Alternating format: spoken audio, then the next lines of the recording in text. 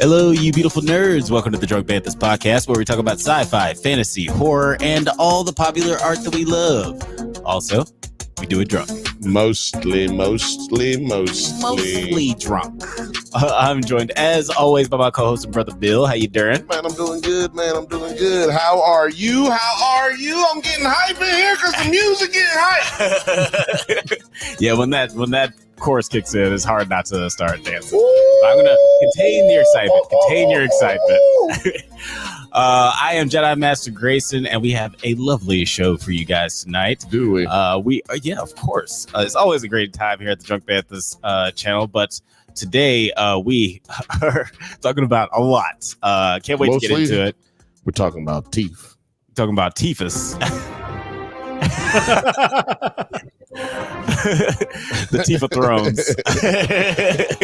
Tell you what, her assistant's gonna get fired. Should have told her, just a little right there, right before you get out of the limo. House of the Grills. Guys, we're talking about some hot D. Woo! We are talking about some news. Taste it. It's so hot. So hot you can smell it. Oh, burn God. Your tongue. You can taste all that hot D. Got juice inside of it. I would love it if that was their new tagline. It's so hot you can taste it. It's like, ooh, what does that mean? Well, that should have been the episode for this episode. That could have been the title. So hot you can taste so it. hot you could taste it. It could, yeah. But barbecue this time. Yeah, that's right. You are make sure you, speaking of barbecue, make sure you like and subscribe right now, because if you do not, we cannot invite you to the barbecue. Yeah, that's true. That is absolutely true. It's a fact. Well, yeah, we're talking about some hot D. We are talking about some news coming out of Comic-Con. We are talking about Kite Man. Hell yeah. Hell yeah. We are talking about Deadpool and Wolverine. And as always, we're talking shit. But I guess we should start off our discussion. I need a fart button. You know? if we're gonna always be talking shit, I'm gonna need a fart button.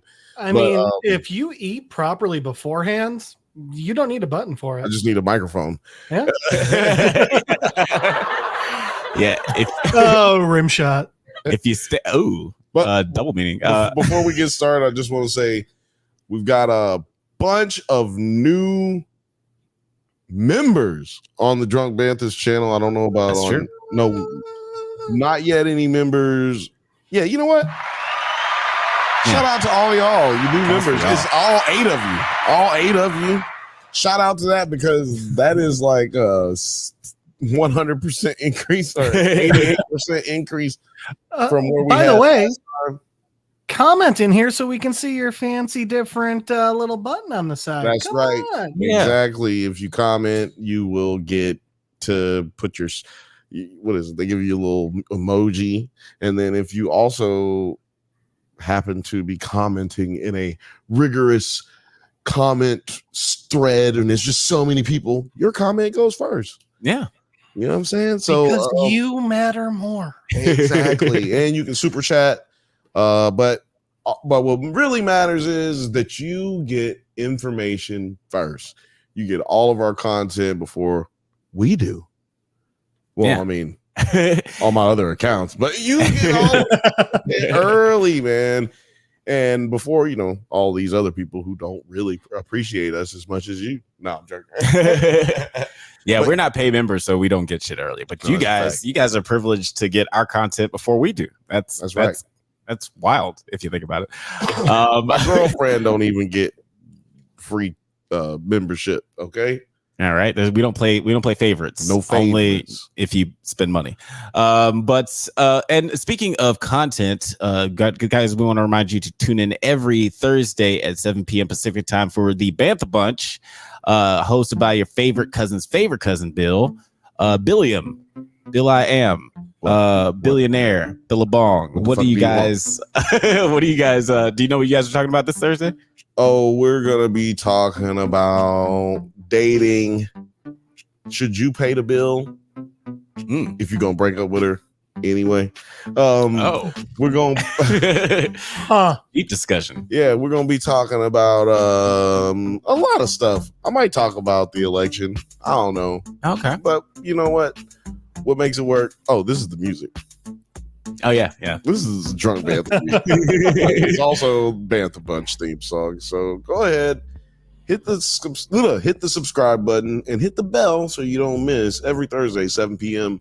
Pacific time. Yeah, absolutely. It's the Bantha Bunch. It's the Bantha Bunch. It's always a fun combo. So please, after this, it's always a fun combo. So please, guys, check that out this Thursday. But enough with the preamble. Enough with the plugs. Well, I gotta say, I'm excited for Thursday and talking about the votes and the voting. I think it's really important, and I think Big Brother's going to be a good season this year. That's right. The most important topic that's on all of our minds is Big Brother. Man, I'm so glad you said Big Brother. I thought you were gonna say something else. Big booty hoes. Big old, more people will watch that show. Big old hot D. We'll get to the hot D later, but first, get on to it. Let's talk about what came out of Comic-Con. The whole world has gone insane. Man, are we just doing as it was? What?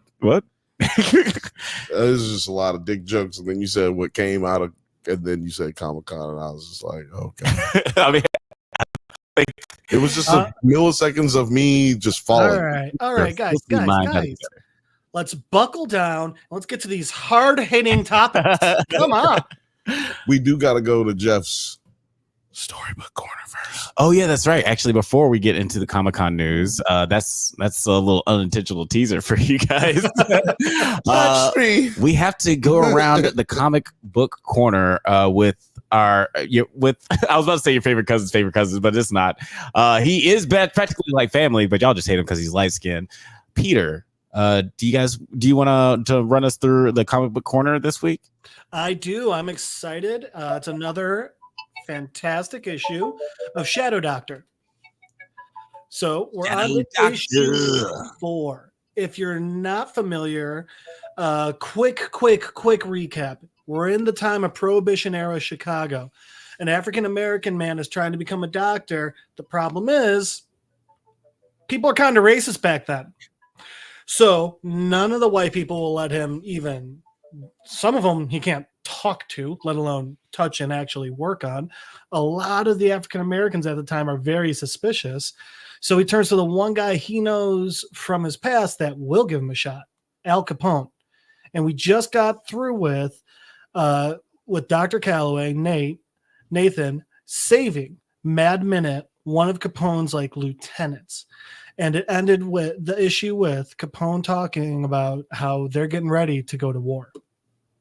So we open up in this issue with just like this long hallway, and it's just a couple panels of dialogue and then just 2 snakes slithering down the hall.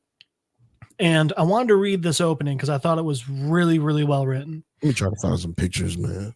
Yeah, take your time. Which issue is this again? Issue 4. This is literally the first 2 pages right now. Cool. So it reads, I must tread with care in matters of life and death. It is given to me to save a life. If it is given to me to save a life, I will be thankful. It may also be within my power to take a life. This responsibility must be faced with humbleness, accepted with awareness of my frailty. Above all, I must not play God. I must not play God. And then it cuts to Nate kind of like waking up and his son just sitting next to his bed in the hospital being like, Dad, you okay? Blah, blah. And Nate just goes, no, I'm dying. And so I was like, come on, Dad. And he's like, no, I'm actually this is end of life service. I'm a doctor. I know. I'm fucking dying, man. But so he's talking about how like, the morphine's just making him a little loopy and stuff. And it was giving him some nightmares. So his son's like, do you want to talk about it? And he's like, no, I really don't. And all of a sudden he hears this hissing and he looks over and he still sees the snakes. He's like, all right, maybe I should talk about this. I'm actively hallucinating now. So it cuts back to the past and it starts showing some mobsters just doing some weird things. There's literally Mad Minute just standing over a door with like holes in it and like looking at it while Nate's like starting to he's narrating this to his son.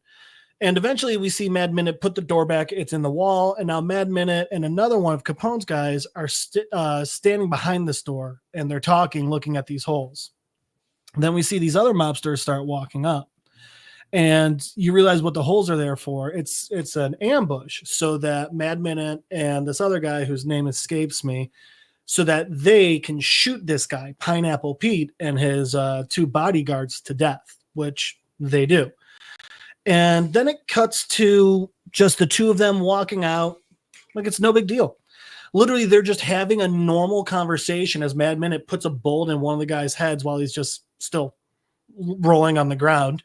And the one guy's just like, I mean, it's almost comical. The one guy's like, yo, Minute, Mad Minute. And Mad's like, what? And he's like, you take the cotton out of your ears. He's like, oh, yeah, thanks, man. And they just go back to talking. And then one guy's like, why is he called Pineapple Pete? I'm sorry, I forgot to mention. They know for a fact this is the guy that planted the bomb that almost killed Mad Minute in the last 2 issues ago. But so the guy's like, why is he called Pineapple Pete? And Mad Minute goes, because he always carries and then you see the guy's hand fall open and he pulls the pin on a hand grenade. Pineapple. Shit. Pineapple. Yeah. That is a great nickname for a guy who holds grenades all the time. Yeah, why especially like nicknames like that no more? I mean, well, one, we're not in the mob, so. Well, yeah. But I also love that it's like, it's literally a fruit. It is a fruity nickname for a murderer. And then it turns out it's like, no, it's a good nickname. It fits real well. So then it cuts to, Mad Minute and the other guy. They're in Nate's office and they're talking. And the one guy's like, I don't care about the rest of it. Just save my dick, man. I can't lose my dick. And Nate's just like, why did you actually like get use out of it? And they're all laughing at him. Like, damn. Hey, he's fucking gay. and Nate's just like, dude, you're absolutely fine. He's like, you're fine. There's a couple scrapes, couple scratches, nothing bad. You got lucky. Next time it might not be a dud. So we find out like, yeah, they were real lucky because I mean, a shrapnel grenade literally that you're standing on top of. Anyway. Right. But like one of the other parts of this scene is Nate's cracking jokes with these guys and they're all laughing together and stuff. Well, I mean, these are also 2 white guys, again, in Prohibition era Chicago, just talking and laughing and having a normal conversation with a black man. It is important, it is showing that like they don't care. As long as Nate's there to be a part of their crew, there to help them, they really don't give a shit. And in fact, Mad Minute in the first issue, he didn't care even before he knew Nate was a doctor. He recognized Nate from way back when. I was like, yeah, come on in. He almost got in a fight with a guy that tried calling Nate a so he called him a horny son of a bitch. No, I'm joking. I do like. Sorry, before you I just want to say like real quick, like one of the things I do like about this comic is just like those sort of the racial dynamics of it, and like how race doesn't matter until it does. Sometimes it's like everybody's all cool, like we're able to enjoy each other and just like respect each other for what we all do. Like we're all just here doing a job, just like, hey, I'm walking over here, like whatever, they're just being mob guys. But then there are these moments where race just like is just still very much the big elephant in the room. Alex, I'm so glad you mentioned that. I'm tell you something, man. Don't you ever interrupt Jeff's comment. That's the last time I'm gonna have to tell you now. Phil's just saying that to you because you're black. I don't want to hear it happen one more time. I'm gonna forgive you now, but I don't want it to happen again. No, but that's a very good point, and it's really what this issue. I mean, it's what the book's about, but it's what this issue specifically is about. We cut to the mobsters bringing another guy in. This guy's got a bullet hole, and Nate's like, gotta start taking care of him. But at this point, Nate says the narration kicks back in, the narration bubbles. And we see Nate starting to look at this guy, but it's cutting back and forth between that and and Nate on his deathbed talking to his son and explaining. He's like, yeah, I saved him. I saved this guy too. And he goes, I wish I had it. And son's like, no, you don't mean that. You're a doctor. You save lives. That's what you do. You don't mean this. And now Nate starts getting into the hard truths of this. He goes, do you know what it's called when I saved those men? When they came through my door and I made them whole again? And the son's like, yeah, doctor. And he goes, no, it made me an accomplice. And he's starting to talk about the struggle he's having, knowing that these men that he's helping, that he's saving their lives, they're going back on the street and they're pushing this war that he's talking about is the worst Chicago scene since the St. Valentine's Day massacre. And it's getting bad out there. And it's not just mobsters that are getting hit. I mean, even if it was just mobsters, that's bad enough. You're still taking fathers from their families and sons from their mothers, but innocents are getting caught in the crossfire too. There's no war, especially a mob war, where innocents don't get hurt. And he's talking about how hard all this is. And his son's like, and by the way, this is transposed over some really amazing artwork where they're showing like these bombs going off and like guys getting their necks slit and like a kid in front of a grave and like the snakes slithering through. It's all really, really beautifully done. And eventually his son just says, well, then why didn't you just stop? And he tells him, I was going to. I had actually gotten to a point where I knew that I just had to I had to get out. But the thing was, they weren't going to let me go. I would have to run, abandon everything. And he's literally sitting in his office one day after he just patched this other guy up. He's mentally and physically exhausted. And he's telling himself, okay, you got to do it tomorrow. Just up and go. And then there's a knock on his door. And he says, that knock was the reason I didn't leave. And his son's like, who was it? And he goes, I got to take you back a little bit. So he starts talking about how the nights, he's busy. What's up? I said, he pulled a Christopher Nolan. He's like, let me take you back. He's like, hey, let's flash back in a flashback. And he's talking about how like at night, he is busy. He is patching up all these mobsters, stab wounds, bullet holes, burn wounds, all of that stuff. But there's no one in his office during the day. No white people are letting him help. But the thing is, the African Americans are also not accepting his help. They're not coming to him either. And there was one part that I highlighted. I wanted to read this out because I think it is perfect. He's talking about, hey, the white people won't come. He says, problem was black folks didn't either. It's hard to blame them. For 200 years, the only medical knowledge we knew was the kind that either got you back in the fields or got you dead. And I think that's a really important point that I think a lot of white people, at least like people that I grew up with, we didn't really learn about these sort of things that, African Americans, for the vast majority of American history, medicine has been another way to attack them, to harm them, and to hold them down to the point where like it's actually still happening. I mean, now it's much less purposeful, I'll say. I was listening to this article a couple weeks back. Actually, I can tell you exactly how long ago. This thing I heard 2 weeks ago. It was an article about how there are still so many biases in American medicine about race, which is insane because, and I know I'm going off on a tangent, but I don't give a fuck. I got ADD. But like, there's so many. It's just your time slot. Right? There's so many biases still in American medicine to the point where there was a guy who he had this pill. It was called Bidil. I forget what it was specifically for. It had something to do with, heart rates and then something else. And it worked great.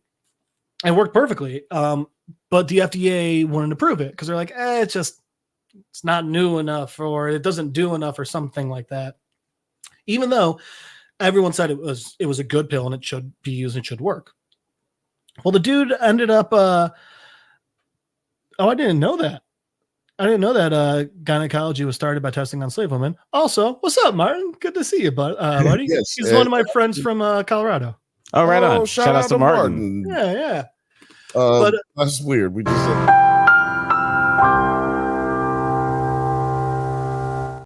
thank you for that. Cut it off before it shows the NBC. NBC does not sponsor this show. They sure don't. They're doing the Olympics, man. We could get taken down. But no, that is interesting. Like how, like you said, that there's always been, a lot of problems with the healthcare industry and Black people in America, and just like there's a lot of experiments that have happened on Black people, and just how they're just generally not treated as well as other races. So it's interesting how this kind of comes through in this comic book that you're reading, like this guy who's a medical professional, and just like I'm sure that it has a lot to do with his sort of inspiration to be a medical professional. 100%.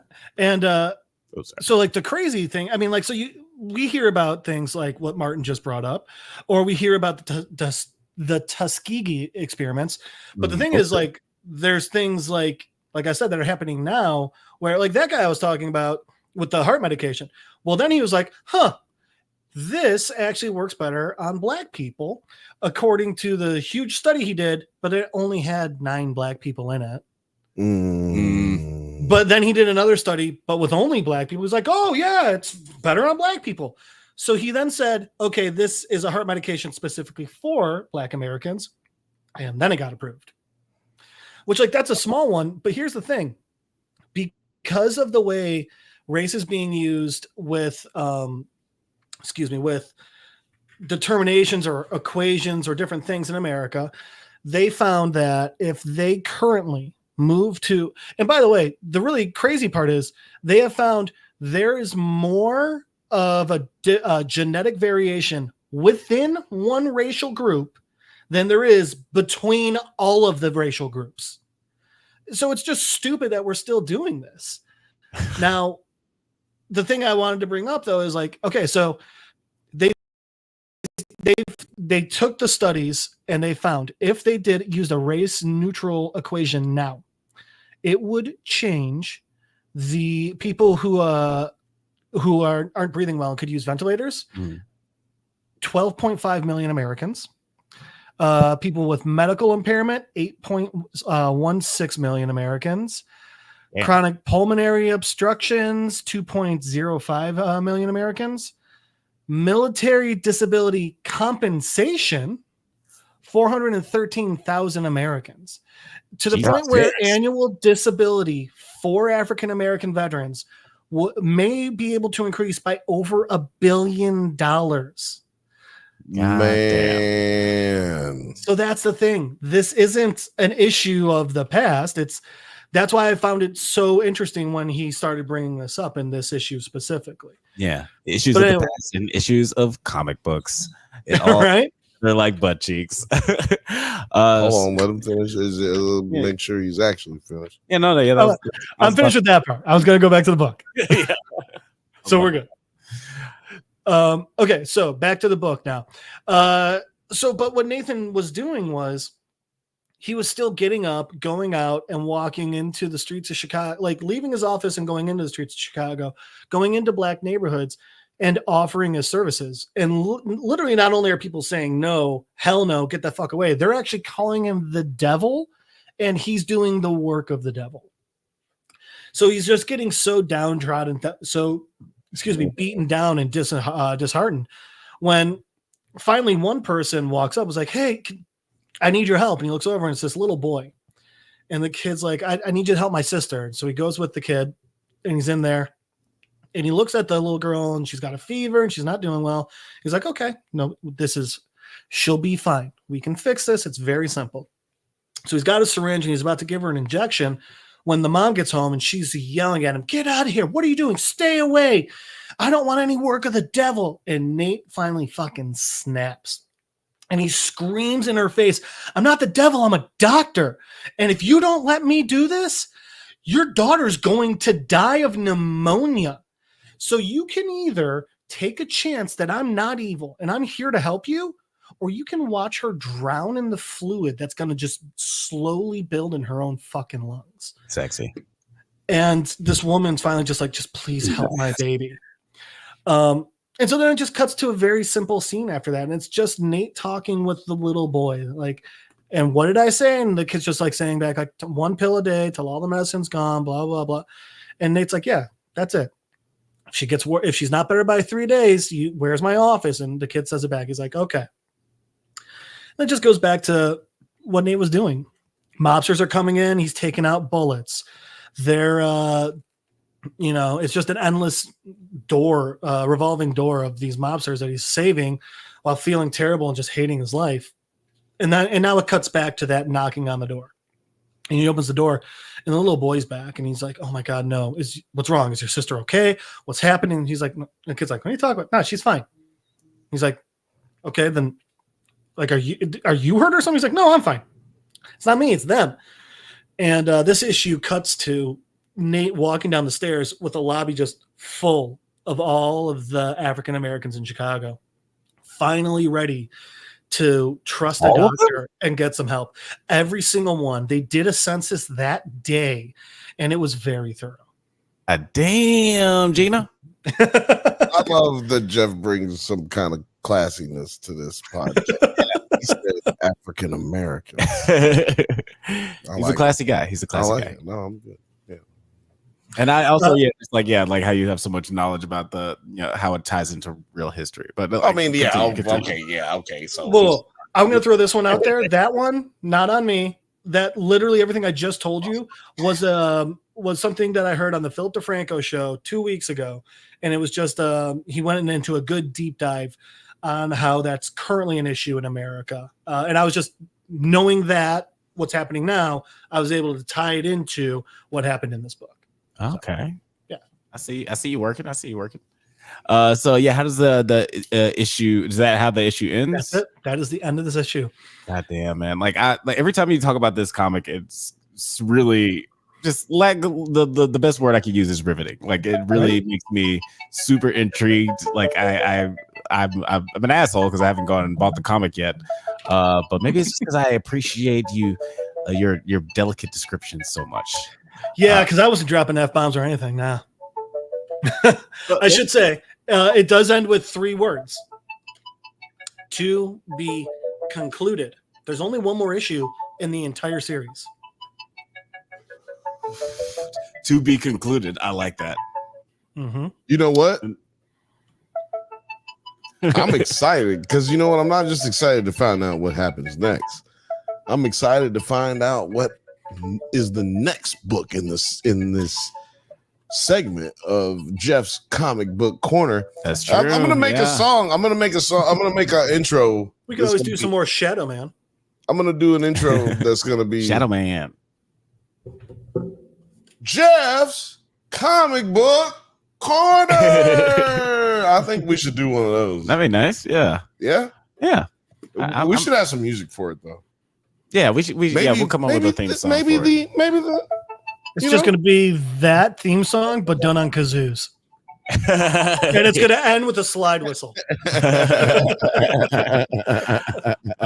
Yeah, guys, check out, tune in next week for the conclusion of Shadow Doctor, as Jeff will be going through it. Through our comic book corner. Fifth, Bantha, what is up? Good to see you in the chat. Yes, shout out. Can we shout out everybody that's in the chat? Yeah. Also, Talking Turd, thanks for hopping in. Or he said Turd works for me. So if you just want to know, I just said refer Turd. to him as by his government name, Turd. By the way, cool. If you're on Instagram, Mr. Ferguson. First of all, I just want to say where we're live at. We cannot. So just for everybody's knowledge, we cannot go live on Twitter any longer. F Elon Musk. But also I also want to let everybody know, if you were on Twitter and you came over, I appreciate y'all. Everybody who's watching on NerdsAtNite, Drunk Bantha's channel on YouTube, And then also we are going live on the Drunk Banthas Instagram. So don't forget to check that out if you don't like fucking with YouTube and you feel like this is stupid and you still want to like just watch Instagram but not actually look at nothing. Just go over there. Just go over there. For some people, just don't fuck with other streams or other platforms, and it's so weird for whatever reason. I've met people who don't have a Gmail. That's wild to me. Yeah, people have their comfort zones for sure. Me. But my mom still has an AOL account, but it's her Gmail account.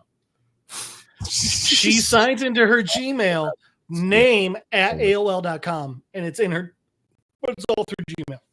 That's fucking weird. It's just like just make the move. So you're saying some people who might not think they got Gmail. Mm-hmm, mm-hmm. By the way, did you hear Elon's new silly little meltdown? I did not, but there's no way we can get into that right now. We have it's a real quick one. Okay. He's throwing a hissy fit because he's mad that people are still calling it Twitter instead of X. Meanwhile, he dead names his own child. yeah. That was it. That's the entire thing. Oh, hello, you beautiful nerd. What is going on, bro? Just popping up. I was listening to Shadow Doctor. I'm just giving I'm just doing the music for your breakdown, sir. Oh, well, thank you. And the applause is, of course, for Not Nerd Yards, the philosopher of the barbershop variety, jumping into the conversation. It wasn't for you. It was for it wasn't for me. It was for now. And you're just in time because we're about to talk about the crazy news that just came out of San Diego. The whole nerd world has gone insane as it has been announced at Comic-Con that Robert Downey Jr. will be returning to the MCU, not as Iron Man, but as the Fantastic Four villain Victor Von Doom. Marvel also subsequently announced that the next Avengers film will be titled Avengers Doomsday. And now with RDJ and the Russos returning to the MCU, do you guys think that this is a good sign? Or are you excited about these new developments? Or do you feel like this is a desperate attempt for MCU to just recapture their audience? Let us know in the comments right now. Put it right there. Yeah, let us know in the comments how you guys feel. That's how you do a commercial for the show. Right there, I see I had the music in there. Now we don't have to add no music. We click this up, and then boom, we got a commercial. Little peek behind the curtain. No, it looks like RDJ is trying to put his arm around Alex. Yeah, exactly. This is the whole commercial. We're doing it right now. Cool. There it is. But Nine, since you're joining us on this convo, what were your initial thoughts on this? Since you here, nigga, work. Ooh, I really wish I missed this part because I don't know if I like that. I just don't know if I like it. You don't like? Hold on, I'm sorry. You don't know if you like. You don't know if RDJ coming back with as MF Doom. Okay. We don't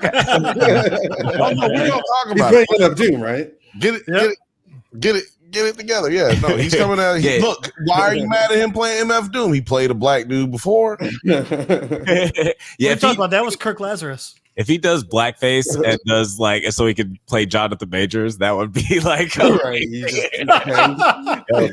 Actually, I would love for that to happen just so Disney can. I just want the chaos factor. It's the chaos factor. I want to see Disney just collapse. They're gonna try. I'll tell you what. If they do that, Disney's gonna try slipping those crows back in too. Right? It's they've just been waiting to bring the crows. What I'm hoping is a small collapse, not a full collapse. Nothing that big. They're too big to fail. I'm hoping for a peg down. And then when that happens, my Disney Plus account goes back to $10 a month. I was like, all right, can we get the number down? That's all I'm trying to work with. Get me my bundle, my Verizon wireless bundle for fucking $10 a month. So Nine, you're not feeling it. Just initial thoughts, Peter. Are you feeling it? Are you feeling RDJ coming back? No. I don't have a dramatic cricket. I don't pause. have a cricket. I don't have a cricket on my board. It's on the StreamYard. I'm tired. Okay, I don't feel like it's. You mentioned like, is this like them desperately trying to get their fan base back? I don't think it's that. I think they actually do think this is a really great idea. And I bet you, and here's the thing, a lot of fans will go and see it just because we got RDJ back. But a couple of things. One, I'd see it if he was a different Tony Stark. There's the Ultimate Avengers storyline, which I'm currently reading, where Thor, instead of the god of hammers, is the god of fists, because he was always unworthy of Mjolnir. So instead, he trained in Kung Lung to become the Iron Fist.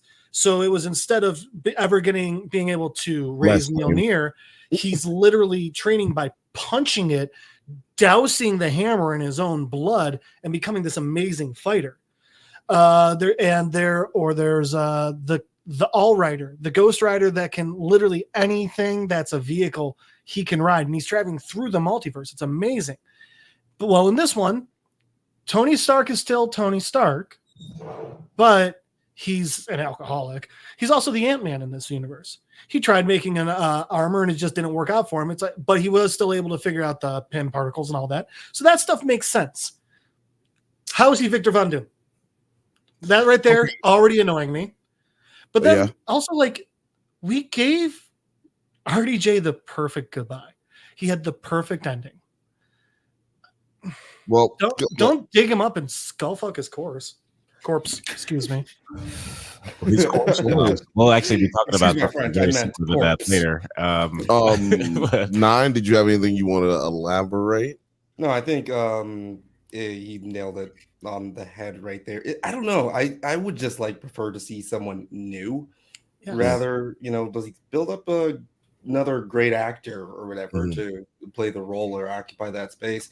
And that was like Jonathan Majors as Kang was very exciting to watch and see where that was going to go. They did drop the ball with Ant-Man and the Wasp, and of course, they dropped him for those legal reasons or whatever.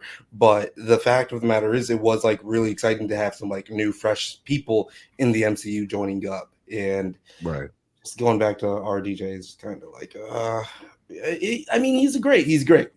But amazing actor. Yeah, I wanted someone. Alex, how did you feel?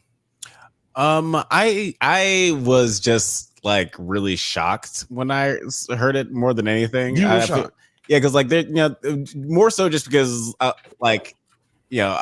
open up YouTube and I see Robert Downey Jr. as Doom, and I was like, is this a fake video? Like, there's a lot of just like weird like AI videos out there. I just thought it was fake. I was like, what is going on?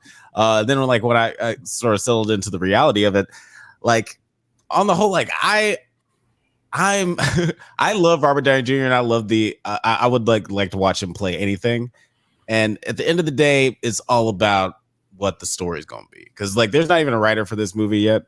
Like allegedly, I would be more not an announced writer, right? Not an announced writer. If they announced that they brought back Marcus and McFeely, I would be more excited about that. The Russos are being brought back. Yeah, and they're bringing the Russos back with it, which that's cool. But also like another big tentpole of what made all those movies so good, and the Captain America's movies so good, were the Marcus and McFeely, the story. So it's all about how they decide they're going to do this. This is going to be interesting. Right now, it's just like a lot of fanfare, a lot of bombast because they're bringing RDJ back. It's just like bringing the band back together. It's like they're bringing the old. It's like, hey, I know you guys like Hugh Jackman coming back. Guess what? We got another anchor being that's coming back into the fold. So like, I'm more excited about the prospects of what it could be when there's a story. Like, I just want to know what the story. Well, Alex, I'm going to tell you what the story is. First of all, very disappointed for you to say you were surprised, because that means you either haven't been listening or you just don't give a fuck about what I've been telling you for the last 6 years. I've been telling that second part because I've been telling you. Me and you, after Endgame, we walked out of the theater and I said they're going to bring him back, and you were like, "Nah, they're not going to bring him back, and if they do, I will hate it." And then I was like, let it pass. I'm gonna let that breathe. But then I started seeing patterns, right? Am I wrong? Like, no, right? I started sharing them with you. I said, no, man, look at this. This article says Robert Downey Jr. had a meeting with Marvel with Disney. So I've been following this very closely, as you know, Alex, as our day ones that the Drunk Banthas channel know. I have been having this in my back pocket. Now, did I say that Robert Downey Jr. was going? Did I say that Robert Downey Jr. was going to be Doom? Victor? Well, I'll say this. Go back and watch it and see if I did. That's what I will say. But no, I'll save you some time. No, I didn't say he was going to be Doom. But I said that they're going to bring him back in some multiverse type of situation, a vehicle in which they've already introduced him in the way that they lost him. And also I said that we would get Chris Evans in the same way, right? Right. I said these things. Yeah. And time passed on. We got a lot of shitty shows. We had a pandemic. Niggas died. Niggas lived. And then in real life and on babies were born. In real life and in the movies. Madam Web happened. Yeah, in real life and in I'm just talking about MCU. I'm talking about life. Don't you even goddamn dare talk about Madam Web on this show. Anyway, we had a lot of shit happen, and people kind of forgot about my take.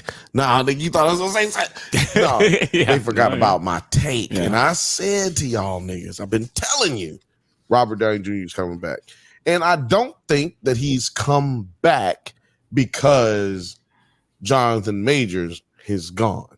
Now, I do think it's stupid that we got a system in this country in which people both love a drug addict and hate a drug addict, and love abusers and hate abusers all at the same time. We got abusers who they love the underdog and the redemption arc. No, I'm just saying it's not that. Because Dion, it's so I know I'm going back with this one, but the Jesse Jameses, the fucking the porn star, the baby faces, and no, I'm saying like throughout history in America. Oh, that Jesse James, my bad. Yeah, no. I'm talking about all throughout history. We like the bad boy. We like the outlaw. You know what I'm saying? Anti-hero. The anti-hero. That's what we like in this country. And I feel like we villainize people at the same time as we prop people up. And we've talked about it here before. We all feel like, I think all of us feel like Jonathan Majors shouldn't have been kicked off of his role. And with all that being said, that's just speaking to the people who feel the same. I don't think this happened because Jonathan Majors went away. Because, like I said, for years... It was too quick if that was the case. Exactly. It's too quick. The money wouldn't have even been able to be figured out because of what Disney's been going through for the last 2 years, 3 years. I mean, really, you could say 4 if you want to include 2020. So, yeah, I think that this is going to be great because I don't think that that Robert Downey Jr. is playing Victor Von Doom. I think he's playing Tony Stark. I think that's worse. Who became the Victor Von Doom in the universe that he will be premiered in, and we will then get a Tony Stark, the Tony Stark, Iron Man. We'll see. Who then has to defeat the Von Doom that we end up having? That is him, because he is the same. That's the only smart. That's the smartest person we can find, right? We got to go find through the multiverse the smartest person who can actually defeat this other person, because Doom is known as an extremely intelligent, mystical being, right? And so, Well, yeah, he's a scientific guy. No, he also his shit's through magic. He looks some magic too, yeah. No, I'm just saying. So he is Tony. He is Tony Stark with magic. Mm-hmm. So I think that then, because they both think the same, we're gonna have to go get Mr. Fantastic or Mr. Fantastico. Because it'll be Pedro Pascal. So I'm gonna call him. I know that sounds racist, but I'm calling him Mr. Fantastico. Guys, let us know in the comments. Is that racist to call him Mr. Fantastico? Yeah. We need a poll. Can you put a poll up? So can you put a poll up? This is Ant-Man, Iron Man. Yeah. NerdsatNite. And this is Thor, God of Fists. This is a cool panel. Oh shit. Yeah. The stories are under Avengers Forever. It's a really cool title, and it digs into a lot of what you were just talking about, Bill. And that, look, man, I have parenthetical evidence from the comics, source material, and what's going on in the real world with contracts and media shit. I'm just saying, I think it's gonna happen. And I think that I think that when you have, hold on a second, I got a cough. Don't want to do that in the microphone. Thank you for the announcement. I just didn't want to do it in the microphone, and I don't want it to sound like I just stopped talking. But for people who may have your reservations about this being bad because he's going to be Doom, I think you can pack that away and you can put it to the side, because I don't think that's actually what's going to happen. I think that Doom, Victor Von Doom, the Romanian, or is he Latvarian? Yeah, he's Latin, based on like Romani people. Yeah, Romani. That's what I'm looking for. Romani.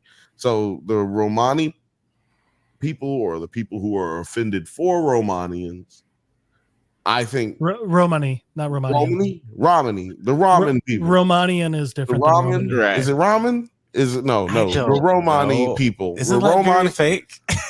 No. So the people who are offended in that manner because they didn't pick someone who would have fit that race type demographic. Well, not demographic, but yeah, just fit, like, be the same race. Or even honestly, if it is that wasn't my issue at all. No, I'm not saying it is. I'm just. I would have been just as pissed if they made Chris Evans Doctor Doom. Yeah, right. No, but I'm just speaking to everyone's who, like, there's a lot of issues. People got a lot of issues, different issues with it. I didn't know that was an issue that people had, to be honest. Yeah, no. I'm just, exactly. This is why I'm speaking to the people. I'm a man of the people. You know what I'm saying? If nothing else. But so I just want to say that I think that may be misplaced anger, because I do believe that we will get a 616 Dr. Doom that will then affect how our 616 Fantastic go forward. Yeah. Well, I want to see that guy. Yeah, no, and I am waiting to see that guy as well, but I don't think we won't get him, is what I'm saying. I think that this is a mechanism to bring people back into the fold. And also, I think it was planned. You know what I'm saying? Like, I think it's been planned for the last 4 years at least. Yeah, we'll see how it all shakes out. Dion's thoughts and feelings says, I think Marvel is trolling us with the RDJ announcement. Either way, I don't care once he plays a role well. Well, also, I mean, it's all going to come down to like how this all pans out and how good he can do it. 100%. Athelius said in the chat, I need an MF Doom track on the soundtrack for this Marvel phase, and thank you. Right? What if it's MF Doom? What if it's Robert Downey Jr. rapping as MF Doom? Right. He's just rapping all the MF Doom. Robert Doomy Jr. Yeah. What if he's doing it like that? I am be down for that. And he could actually get away with it. Talking Turd said the German guy from Inglourious Basterds would make a great Dr. Doom. I am shipping name. Christoph Waltz.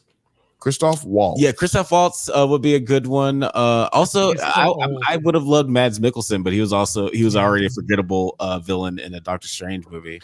What about the last Tarzan? One of the blue eyes, blonde hair. He was a vampire. In Atlanta, he ate a hand.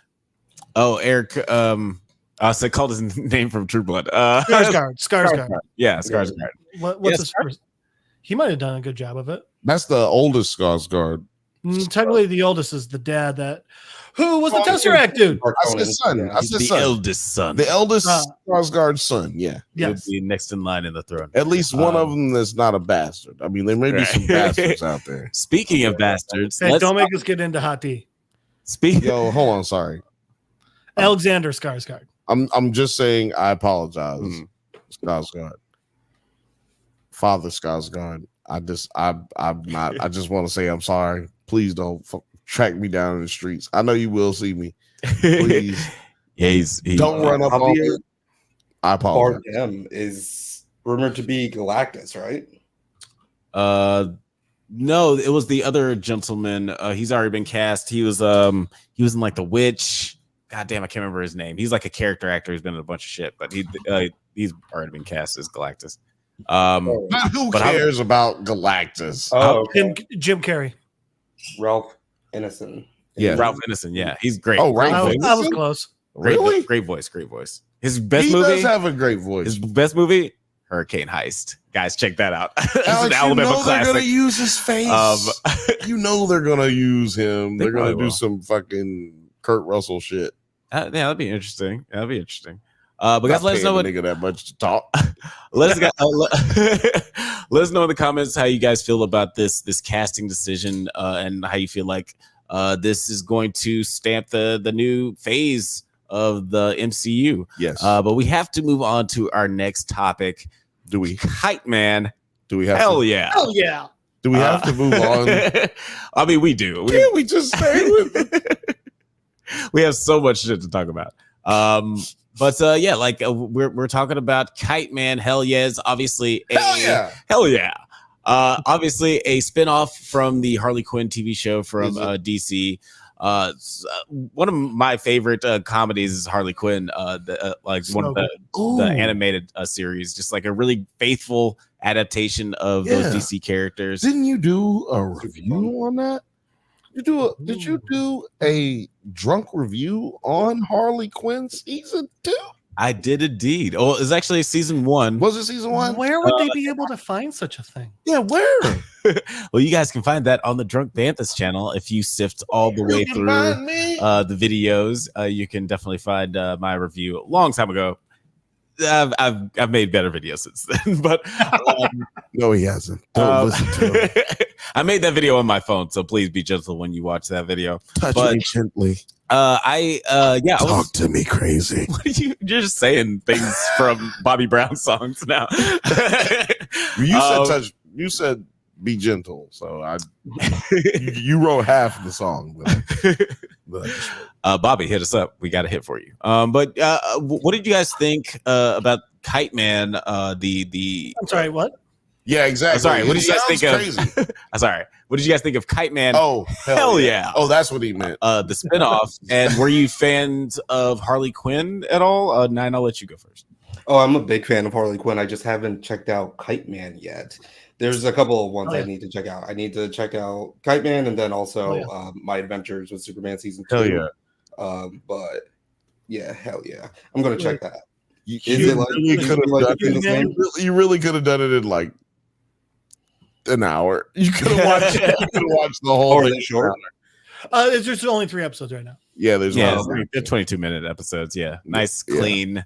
Why do people make comedies. 22-minute episodes when there's no commercial? Yeah, dude, let me tell you something. That's all we're supposed to do. You couldn't see it off of camera because my hand was over here. But you could see a shadow of me just wishing you had a stress ball. Just me just smashing my hands together. My fingers together because, dude, I'm so mad. I like making such a very hard clenched fist because of that. You want those 8 minutes back? It's just so goddamn dumb. Is all it is.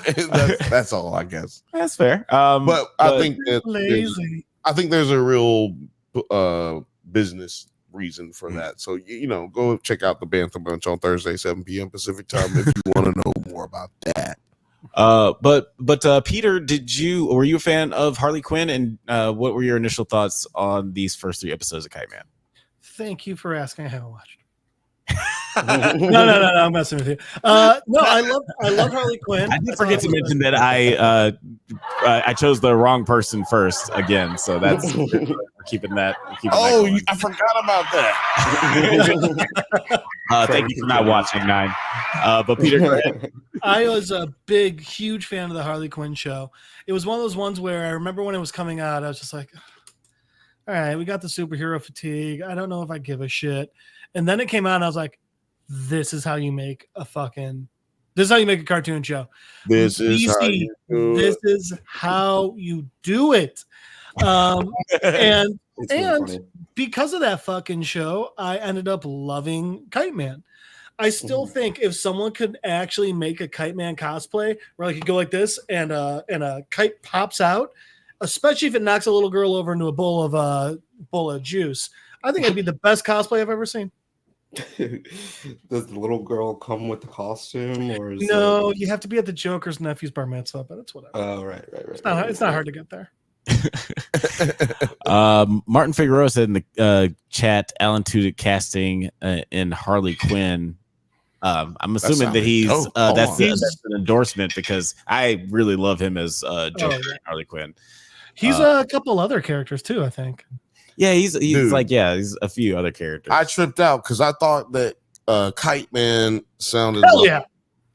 I thought he was Bob. He's Clayface. Now I gotta get a. He's Clayface. I gotta get a hell yeah drop. Hell yeah. But no, seriously, I thought that he was Bobby from Archer for 2 seconds, but that's Dan Miller, I believe. Okay, his name is. Who's Kite Man's new girlfriend? Golden Glider. That is Captain Cold's younger sister. Hello. Who's played by Academy Award nominee Stephanie Hsu, which is incredible. She one of the most underrated actors still in Hollywood. She might get an great. Emmy for best animated co something or whatever. Yeah, I think that's exactly how it's listed. That's how it's listed. Best animated co something or whatever goes to. It's a non-televised award, you asshole. Yeah, a lot of big names in this show. We got to the late great Lance Reddick playing Lex Luthor. He recorded all of his audio for this show before he passed. So that's it was so wild. He's playing Lex Luthor. He's Lex Luthor. Whoa, wait a minute! I didn't know that. Alexander Luthor. Yeah, this black man playing Lex Luthor, and then he dies. Yeah, and it was very jarring to me because Giancarlo Esposito plays Lex Luthor in Harley Quinn. So when I heard a different voice, I was like, "This is different, but this is cool." Yeah, but also, he's dead. They couldn't afford. What are they gonna do? They're gonna go Giancarlo. I guess they go back to Giancarlo. You're not gonna see Giancarlo no more in movies. I'm just telling y'all. After this year, he gonna just be voiceover like nothing but video games. Yeah, voiceover. Yeah, that's all you're gonna see. What's his name? Keith David. Keith David. Yeah. These guys are just getting to the point where they're too old to be able to contribute in a live action capacity. Speaking of too old, I was gonna say Jonathan Banks is another really good character actor who's plays the bartender in this show. He's hilarious. I thought it was Mark Hamill for a second. Which shout out to them, but they're fucking up the voiceover industry, that's for sure. Because there's plenty of voiceover actors who would have loved to have been on this show and may have done a better job because that's what they do. That's what they do. Yeah, I mean, that's definitely oft been a maybe we'll talk about that on the Bantha Bunch show on Thursday. Yeah, but that's often been a contention in the voice over world in like animated shows and movies, whereas like they cast for the star power rather than just like voice actors who've been doing this a lot. And I personally like I bump up against screen actors being cast as voice actors, but all the voice actors, I mean, all the voice acting in this show is pretty solid. Like Stephanie Hsu, I think she's doing a really great job. You hear a lot of energy in her voice. Kaylee Kuko, she plays Harley Quinn, great screen actress. I thought that she's like the second best Harley Quinn that we've ever had. And she's only shows up in one episode on this show, but Lake Bell as Poison Ivy overall, right? Overall. Okay, that's a big thing right there. I like Margot Robbie right there. No, I'm just saying because Margot Robbie, I don't like her as Harley Quinn as a person. That's rude. No. She's a friend of the show. She knows I don't like her as Harley Quinn. She knows that. She knows that, and it's not, and she understands why I don't. So she's been made aware. And she understands why I don't. So it's not personal. Yeah. Bill sent certified mail. She had to sign for that. I think that she made herself better in the role as the role went on forward, but she's not a great Harley Quinn. Yeah, I was actually going to say not even good, but then I didn't want to be. She's a friend of the show. That's disrespectful for me to say she wasn't good. But I thought that she was perfect in Suicide Squad, but that's like really the only great movie that she's in.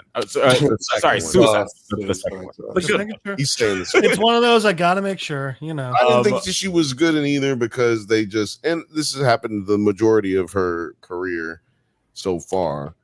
I think she'll do great things, but they just over sexualized a really great actor or actress, however you want to say it, and she doesn't get a chance to actually do what she's able to do, and they just in the first Suicide Squad, yeah, for sure. Second one too. When she killed I haven't seen. Yeah, no. You're saying what she was able to do. I'm talking about the actual whole movie. You're talking about the ending. I'm talking about the whole movie. And yeah, she was over sexualized through it because. Well, I would argue the Harley Quinn and the Birds of Prey movie went the other direction, though. So, in the Harley Quinn and what?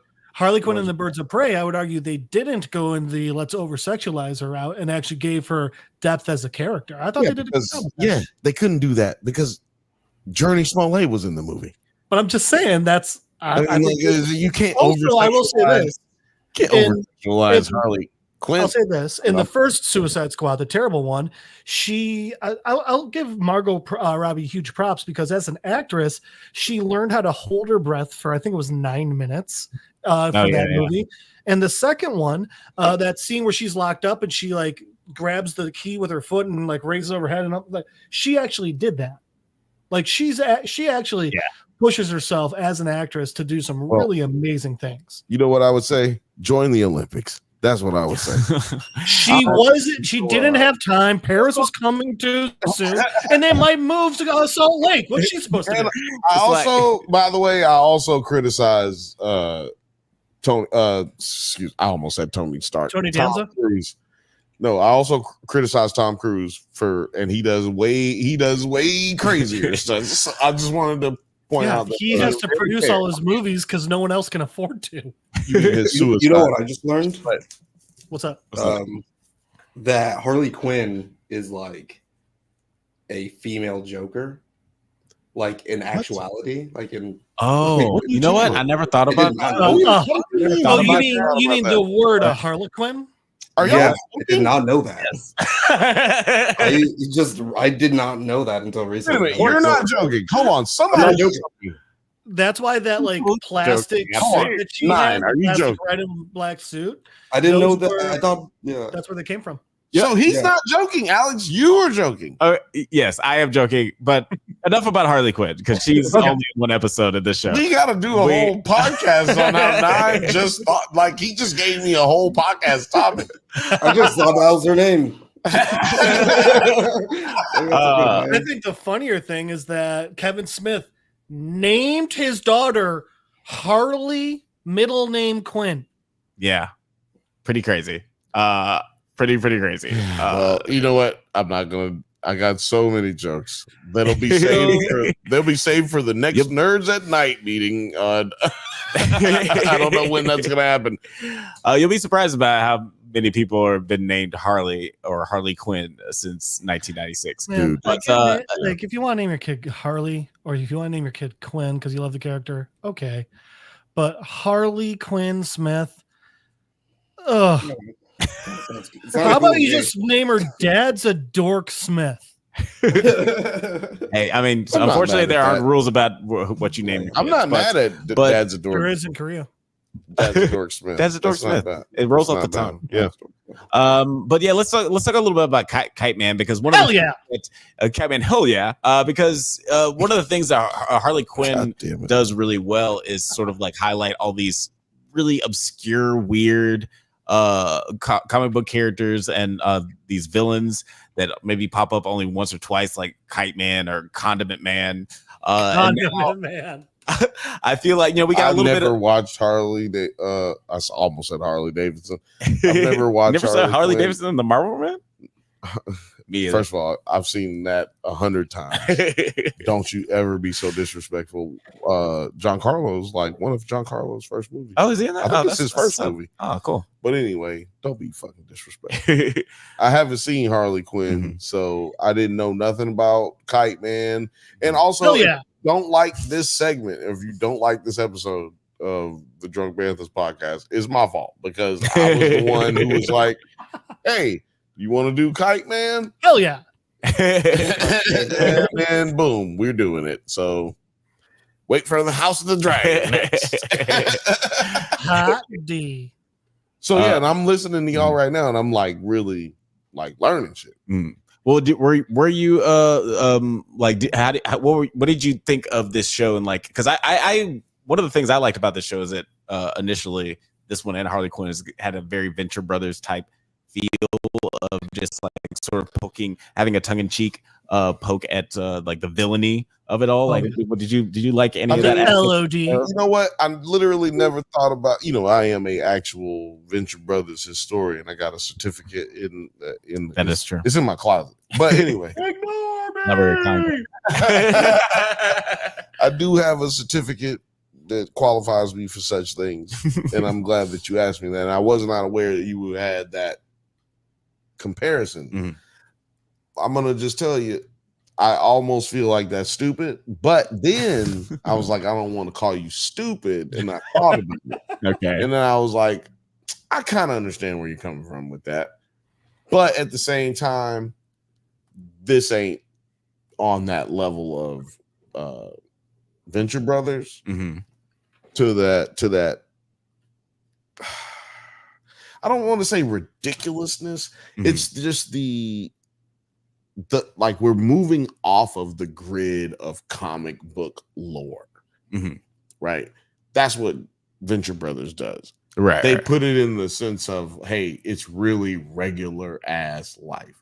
We're still in comic book world, comic book lore type situation. Well, what I meant by no, I'm just talking about why I didn't like want to jump right into it. You know what I'm saying? Like, yeah, it just didn't feel like that, and that's why I would say that throw that comparison out of the window with Venture Brothers. Okay. So the fact really well as it's on its own. You know what I'm saying? Without the Venture Brothers comparison or whatever, it does well on its own. I think Alex was just commenting on how it does a really good job of being satirical of its own source material. Yeah, no, that's what I'm saying. And I don't think it really hits that button, because I think what they're doing is saying, no, shit's fucking crazy. And because we don't know anything about this source material. Like, it'd be different if we had Batman acting crazy and fucking Superman and Robin drinking, talking about their sexual feelings for each other and shit like that. You know what I'm saying? Like, it is more exactly. And secret lover. You know what I'm saying? Like shit like that. Right. That would be different. I mean, to me, that would be on the same level as Venture Brothers. This is in the same wheelhouse of this universe, but this is what happened because we never had a point of view of the villains before Harley Quinn, and then now this animated series, almost that movie. Yeah, and in this series, we do have at the beginning of the first episode, we have the anti-life equation in the possession of the Lex Luthor is in possession of the anti-life equation, and he reluctantly hires Kite Man as an aerial spy to guard the Legion of Doom against the Justice League due to the Legion's flying villains being unavailable. Kite Man fails his task, but states that he feels more at home at Noonan's bar than at the Legion of Doom. And then, seeking revenge, Luthor claims Superman stole the anti-life equation before attempting to buy the bar for $10 million. And then Kite Man and his girlfriend just go on to raise $10 million to buy a dog shit. Raise is not the right word, I don't think. Right, yeah. They plan to murder steal it. They plan to murder steal it from Kite Man's father. Yeah, crazy. And I was like, I watched it today, speed watching because I actually watched every bit of the episode, but I was also multitasking. Yep, I was also setting up this stream. So yeah. And so, but am I wrong in saying like that when they went to Kite Man's dad's house, they didn't like? Did they know it was his dad's house? Did the other? They didn't really cover that. That's what I'm saying. Like, I think he knew it was his dad's house. Oh, yeah. And maybe what's her name, girl? Golden Glider. Golden Glider. I think she knew it was his dad's house, but I don't think the other people knew it. And I might have missed it. That's why I'm really posing this. Right. I'm like positing this. I'm not. You know who else missed it? Bane. He's taking a shit. Exactly. And did you notice it was like Trump gold? Yeah, of course. The toilet was like golden toilet, and the toilet paper roll was golden. I didn't notice that actually. But I did love that they brought Bane back. He's one of the characters from Harley Quinn that always cracked me up. And I love to see him reprise his I feel like I should be asking questions because I don't know nothing about this show. So no. So first of all, so you said Bane was on the show before in Harley Quinn. Oh yeah, dude, they just make fun of him. Not everybody in the Legion of Doom just makes fun of him for being a big idiot. Yeah, but the thing is, it's so funny. And he's just talking about how he's going to blow places up like he did in Dark Knight Rises. Yeah, like he loses at trivia one night, so he threatens to blow up the bar. Okay, so and see, this is the things that I need contextual. Okay, you know what I'm saying? Because now they did it. I feel. Hold on. When I say I need these contextually, I mean to be able to make an analysis based off like knowing that there was a whole nother show before this. Right. Like, who is this character? And now I feel like, okay, this guy, they did a really good job of introducing him, even though he was another character in another show. They brought him over and it was effortless. Yeah. So you got a good idea of what his character is like. Yeah. Just from immediately, like, he's a dummy. And then they kicked him up out of the LOD. So I like how they made him sit down. Are all the chairs like that? Are they? I think I will stand now. Sit your butt back there. And he was just like, okay, boom, got him up out of there. So that's what I'm saying. Really so great. Like now that I know that that's a thing, I'm just saying that is a good rewatch value. Like, now I need to go back and watch because Bill, some of the things they do in the original show and Harley Quinn that are just like so great, like Clayface is a shitty aspiring actor. And like every time they're like, okay, we need you to go be this guy. He's like, oh, actor, and it's just always over the top and ridiculous, but it fits for what Clayface actually, what his lore is and stuff like that. I don't like they that take part. all of this, but that's the thing. Boris Karloff, I think that was his human name, was a shitty B movie actor. So they do things like that where they take the little bits from the actual lore and they just run with it. Yeah, they just kind of Well, see, this is the hiding it thing. comedically, This sort is of in the a thing. Deadpool. Yeah. So first of all, a lot of my Batman lore, I like to go with some of what the comics do and some of what the animated series did. Yeah. And that I know that puts me on the wrong side of history sometimes, but that's what I like to go with. And in the animated series, he wasn't just some B actor. He was the actor. You know what I mean? Like he was. But then when we're introduced to him, he's trying to make a comeback and not able to. Well, when we're introduced to him, he's had a terrible accident and his face is fucked up. Well, if he stopped going to rallies and talking shit. Well, sometimes, look, first of all, if you do go to rallies and talk shit, you will get an ass whooping. I'm going to just tell you right now. Isn't that what they do at rallies, is talk shit? Mostly. They do that at rallies. I mean, the few rallies I went to, there was a lot of shit talking going on. Wait, that's another podcast. You better be on the Bantha podcast. But I one of the things, like, and to your point, one of the things I do like about this show is that like characters like Bane, he is sort of an amalgamation of the Dark Knight Rises and the comic book version of Bane and the Batman animated series. Is like all the fun parts of all those characters, and just like the most comedically rich version in these shows. Like to buy a bar. Okay, yeah, that's exactly what they do with Bane in this show.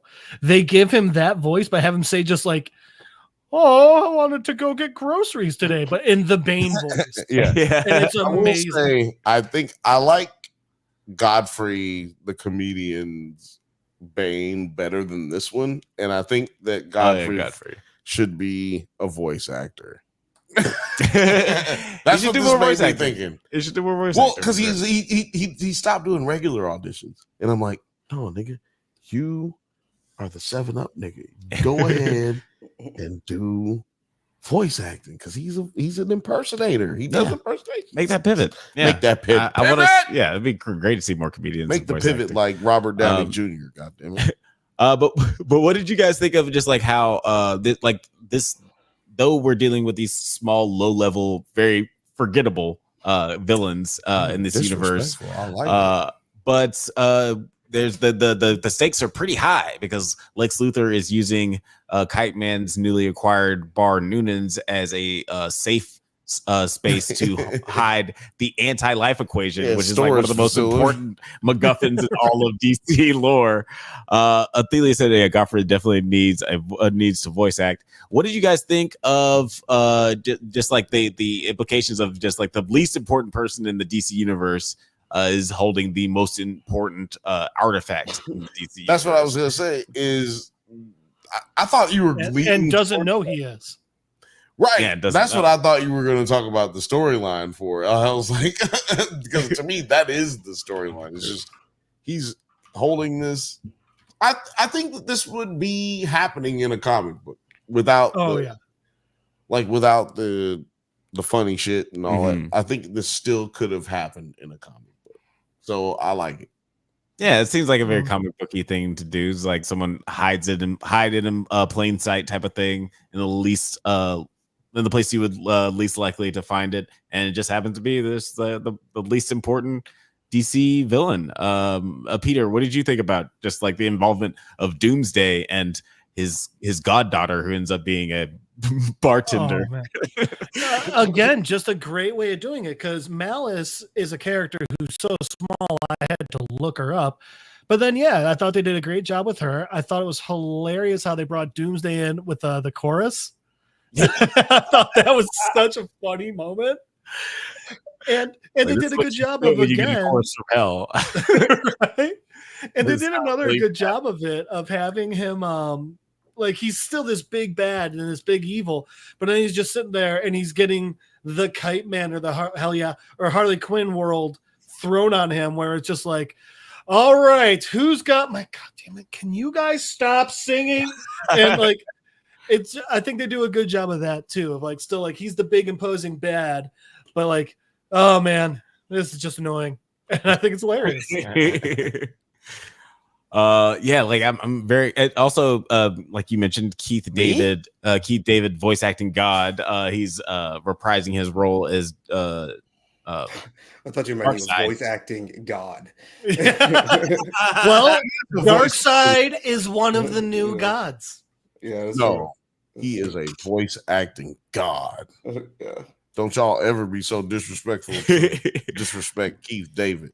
One of the greatest voices in the biz. He's done video games and all kind of shit. Yeah, he's one of my favorite horror movies ever. That was like his first movie ever, which is crazy to think about. That's right.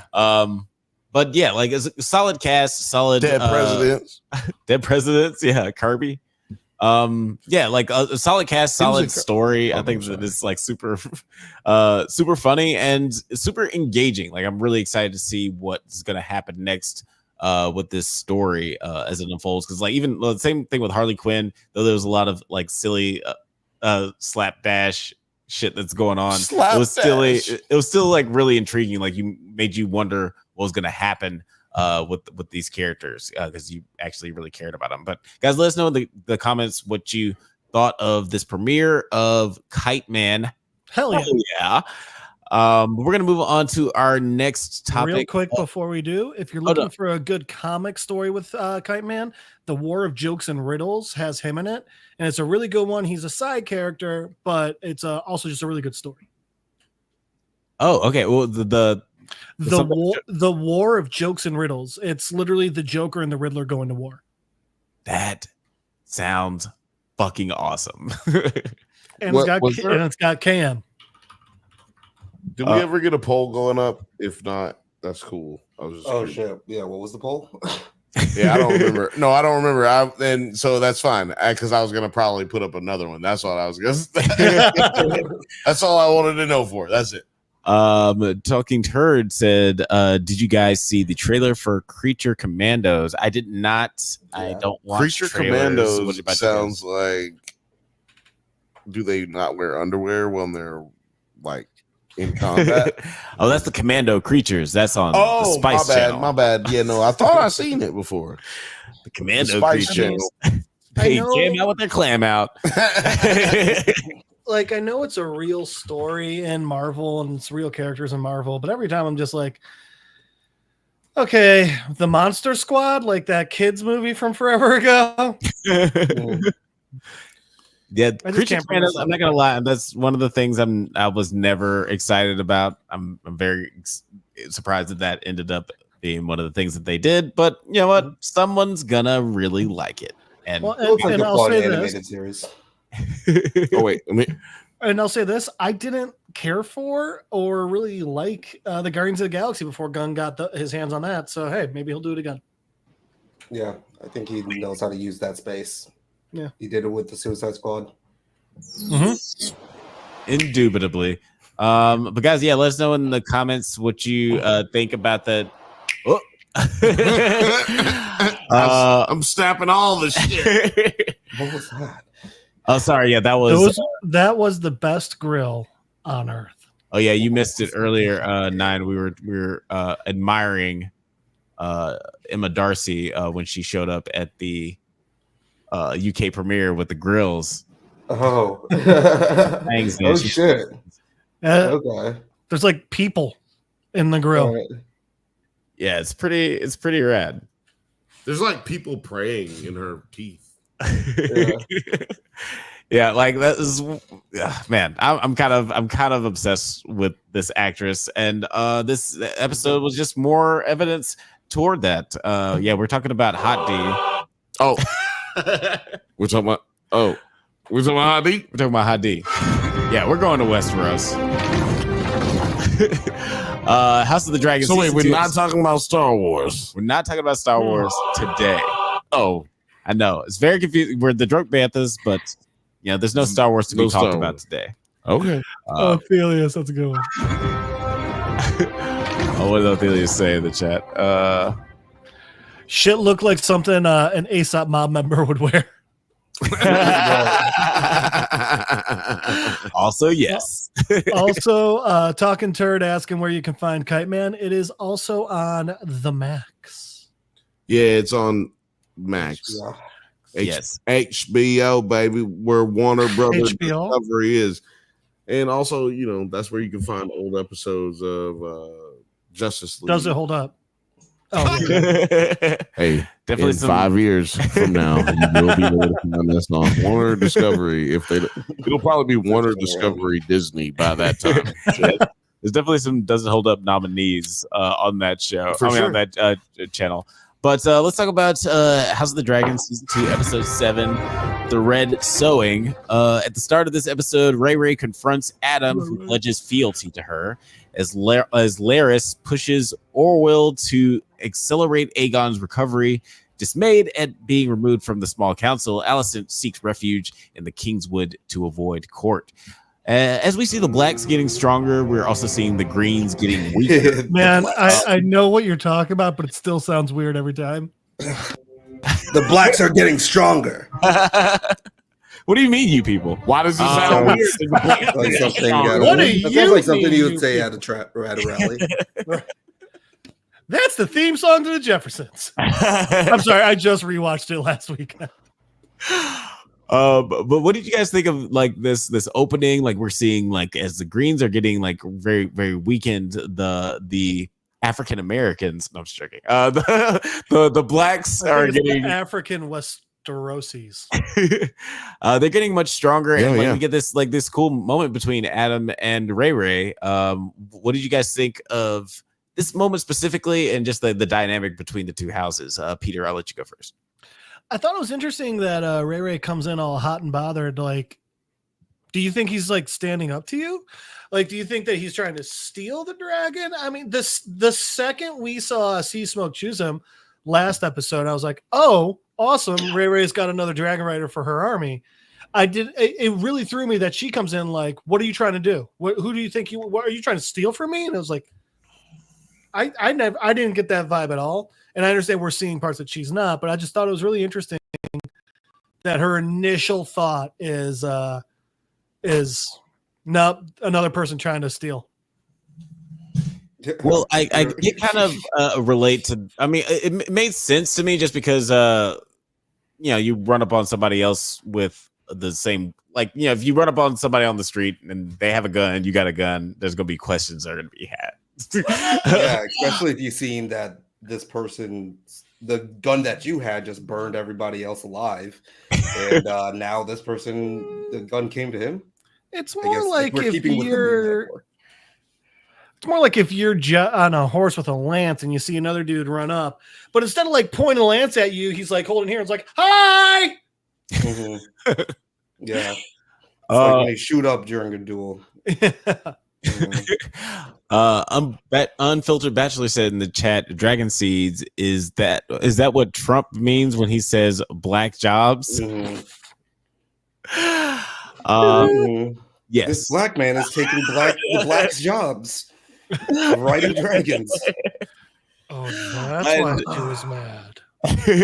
Yeah, like honestly, like when I did like, just because like the sort of undercurrent racial dynamics of the bastards riding the dragons, for whatever reason, the only thing that I could hear is Samuel Jackson's voice in my head saying, who let that nigga on that nag? Yeah. You got some weird Sam Jackson vibes. But what did you think of just like this moment between Ray and Adam 9? I thought it was like really interesting. Well, the first thing I said in the chat was like, I wonder how she pulled him over. Like, whoever, by the way, threw in that Hocus Pocus gif. That was funny. That was Kirstyn. Yeah. That was funny. Well, yeah, just imagining that she being like, just having to yell loud as fuck. Roll him down. And you found like the most scenic place to land, which is pretty awesome. Great shot, by the way.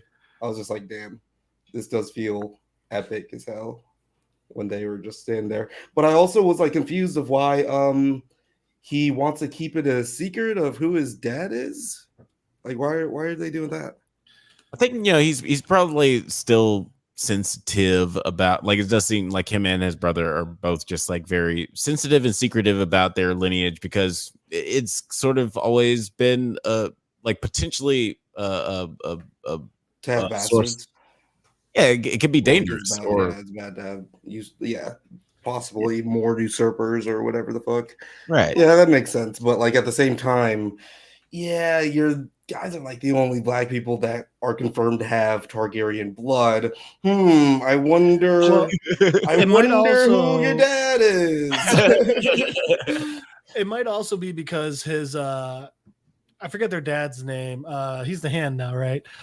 Because the Hand does have, his legitimate daughter still alive. So it might be something along the lines of they're like, all right, this whole thing started because a woman's getting power now. I don't want to get in a war or get ganked or have like some assassin come after me because another woman who has power. Like it might be something like a whole thing about that too. I don't really know. He seems real happy though. Yeah, he seems pretty stoked, and I mean, I would be like, I know shit you don't know. Yeah, it's a pretty great time for the Blacks. Since Bill, now that you're rejoining us, what did you think of just like this moment with Ray and Adam? We got the Blacks and the Blacks meeting up. Well, my microphone was on mute. Well, rim shot. What? I just said rib shot. It's just the sound, not the act. Oh, okay. I was like, woo. No, I thought that this episode was dope, and I thought that this moment here was great because Rhaenyra is sitting there like, yo, you got to be Targaryen.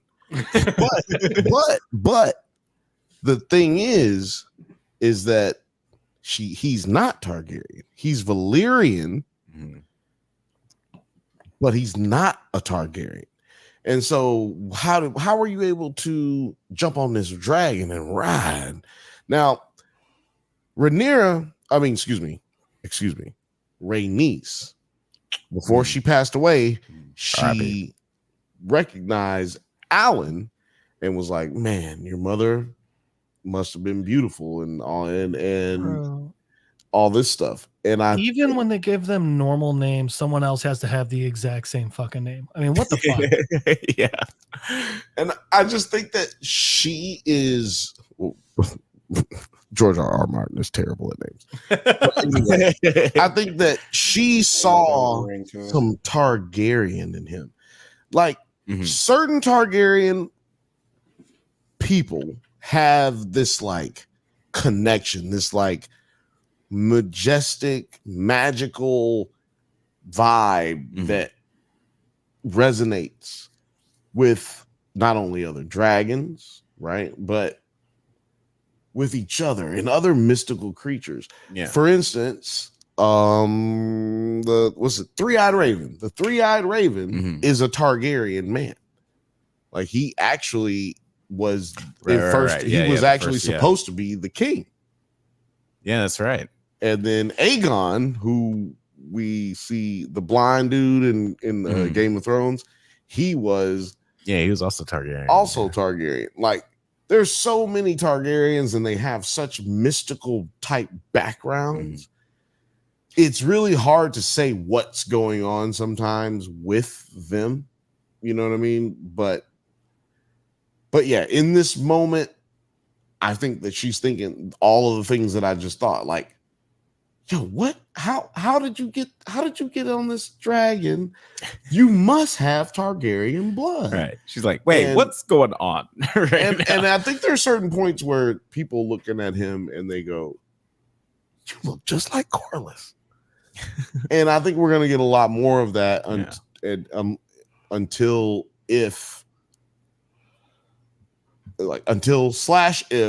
Corliss admits that these are his bastard children. Right. Yeah, because he definitely doesn't admit in this episode. But yeah, to your point, like one of the coolest really parts hard about not this, to ruin anything on this show. But yeah, it No, is. it's not. Just don't read ahead. No, I mean I already have, and so And it's hard kind for me not to spoil things for y'all. Yeah. That's what I'm saying. I know what you mean. Yeah, when we were doing Invincible, I was also just like, what do you guys? Yeah, think that was tough. But yeah, like it is interesting. Like, yeah, the Valerian lore has always been one of the more like fantastical, cool parts of the show because like we have certain lineages who apparently can't even burn if they're they're impervious to fire, and people who have dragon babies are the people from the land of Ab Estos. Wait, what? Those are people from the land of Ab Estos. Ab Estos, those are the ones who are fireproof. They can't burn. Yeah. Asbestos. Asbestos. Oh, European. I will say Valerians did have a lot of magic. The Valerians had a lot of magic and a lot of blood magic. So I'm wondering if it's something to do with that. I don't mean. Yes. Oh man. Because I was rewatching Game of Thrones and getting curious on like why Valerian steel can cut White Walkers, and it's because they literally imbued the metal with magic, so they're able to put magic in other things as well. Yes, so I think that has to be a big part of the connection. So I don't know if it's necessarily that all Valerians have Targaryen blood. I don't know about that. I don't know. I'd have to see a really some ancestry in me going on. All Valerians have in Valyria. Is this one of those all thumbs are fingers, but not all fingers are thumbs sort of thing? No. Okay. In Valyria, everyone had the ability to ride a dragon. The Targaryens are a house of Valyria. See, that's it. That's all I need to know. Thank you. Exactly. So therefore, anyone of Valyrian descent can technically ride a dragon. Yeah. The Targaryens created not a myth, but they created a hierarchy when it came to riding dragons when before Aegon got there. Because Aegon, Aegon the Conqueror was there for about, I think the Targaryens were there for about 100 years. For a good time, not a long time, yeah. They were there for like 100 years after the Doom of Valyria, before Aegon ended up taking over Westeros. Wait, so I got a question for you. So House of Dragon is post Doom of Valyria? Yeah. House of the Dragon. Fuck, I was hoping we were going to get an explanation for that. Well, see, House of the Dragon is about 100 years after Aegon the Conqueror. Oh, I didn't realize it was that close to that. Oh yeah, we're really close. It was really close. We're really close. It actually is probably 70. Bro, they don't got history. They've just got stories. Like, yeah, how do you know? Oh, grandma was friends with that dick. The only way you would know is if you read Fire and Blood. Okay. That's the only way that you would know. No, I mean, like, people within this world, it's not like this is ancient myth and history. It's like, no, grandma knew the guy and he owes her 20 fucking bucks. Right. Yeah. Exactly. Yeah. So in that sense, that's why you have so many people who, like the older people who have actually seen war and seen battle, they're like, oh man, you need to do this. But isn't this only like 100 years before Game of Thrones? Yes. So there's only like 200, 300 years difference between that? Wow. Yes. And actually, there were people who suspected that we might see the three-eyed raven in this series.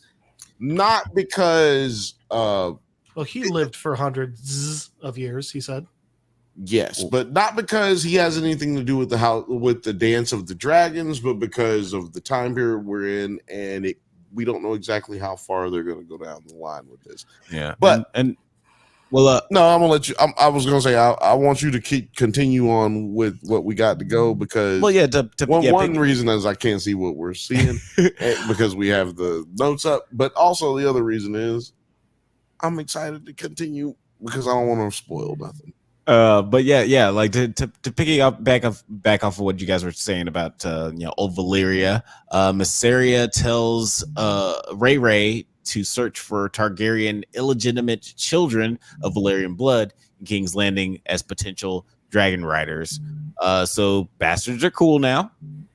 People like bastards. Bastards are in. What did you guys think of like the fact that Ray was like changing her search settings on her Hinge app? She was like, I'm gonna widen my scope a little bit. I thought it was so funny how pissed so many people were about it. When it's like, like I get it, but like you weren't about to ride a dragon, and you guys were losing a war. Maybe shut the fuck up until after you're not about to die. Also, like the whole scene with her arguing with the dragon wranglers and old Valerian. Okay. That's way too long to not give us any subtitles. They did, didn't they? I didn't. I was watching subtitles. I was watching it, and I even like went into my subtitles. I was like, "What's going on?" And like switched it around. I didn't see a single subtitle that entire fucking argument she was having with them. Like when she comes down the stairs. Really? Yeah. So wait, see if they like play them right now. That's fucking funny. Yeah, no, it's at the bottom when she comes down the stairs. It was not on mine. But then again, I think the HBO Max app fucks up on some TVs. Yeah, because if you're talking about this scene, then... Yeah, there wasn't a single fucking... I got double subtitles. Yeah, I had double subtitles too. No subtitles. Wait a minute, double subtitles. Yeah, because I put my closed captioning on, so like they showed the closed captioning and then also the subtitles. You can see it on your phone. Baked in. I didn't see any of that, and I was just sitting there like, okay, George, chill the fuck out. Yeah, I get that you're all excited about this language and shit. Well, that's the thing. You could feel them like, how dare you change our ways? I'm assuming that's what it was. They're not pure. I'm assuming that's what it was. And she's like, can you chill the fuck out? I'm queen and you're just a little bitch, right? At least I'm assuming that's what it was. You kind of nailed it. That's pretty much how that conversation went down. And it is interesting, like how we get these opposing forces when bastards. Well, opposing forces when it comes to this decision. We later on, Jace challenges Ray, arguing that the bastard dragon riders could challenge the Targaryens' power and threaten his succession. Now, do you guys think that Jace has a point when it comes to all this, or do you feel like he's just like sort of in his feelings because he knows a little bit too much about who his mom is having sex with? About who his dad isn't? I'll let you go first.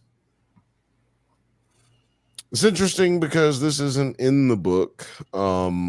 They don't have any conversation about this.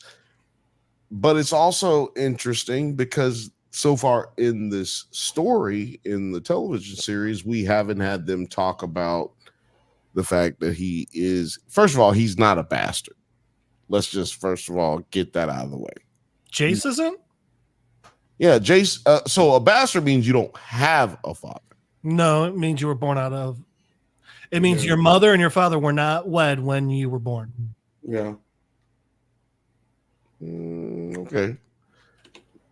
But I'll look it up. But at any rate, it doesn't mean that he's not, because so Aegon's one of his first cousins is Baratheon, which is why Robert Baratheon has a claim to the throne when we get to Game of Thrones and the Song of Ice and Fire book. Right.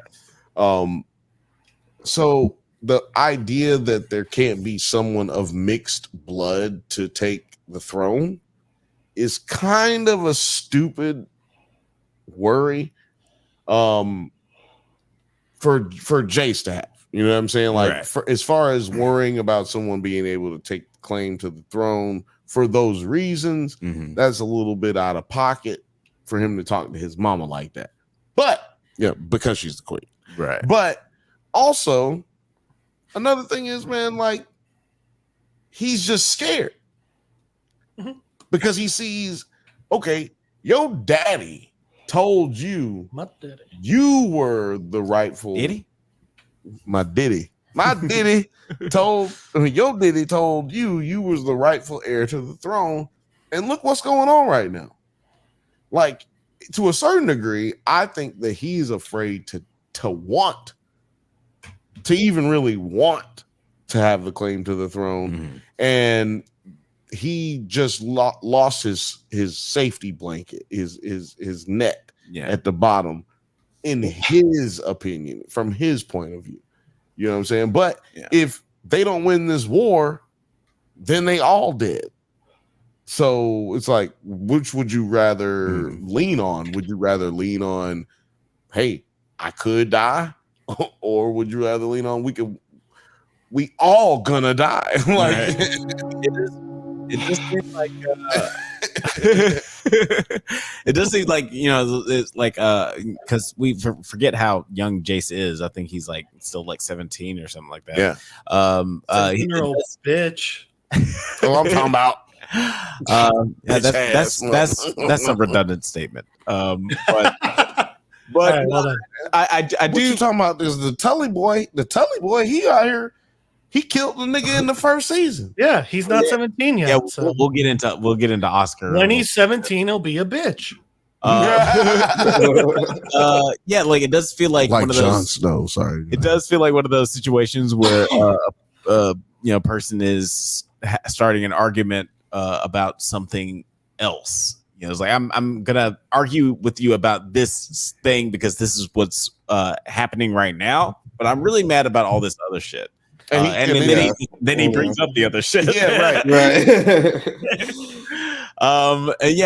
And this is also just like has something to do with her relationship with homegirl. I forgot her name.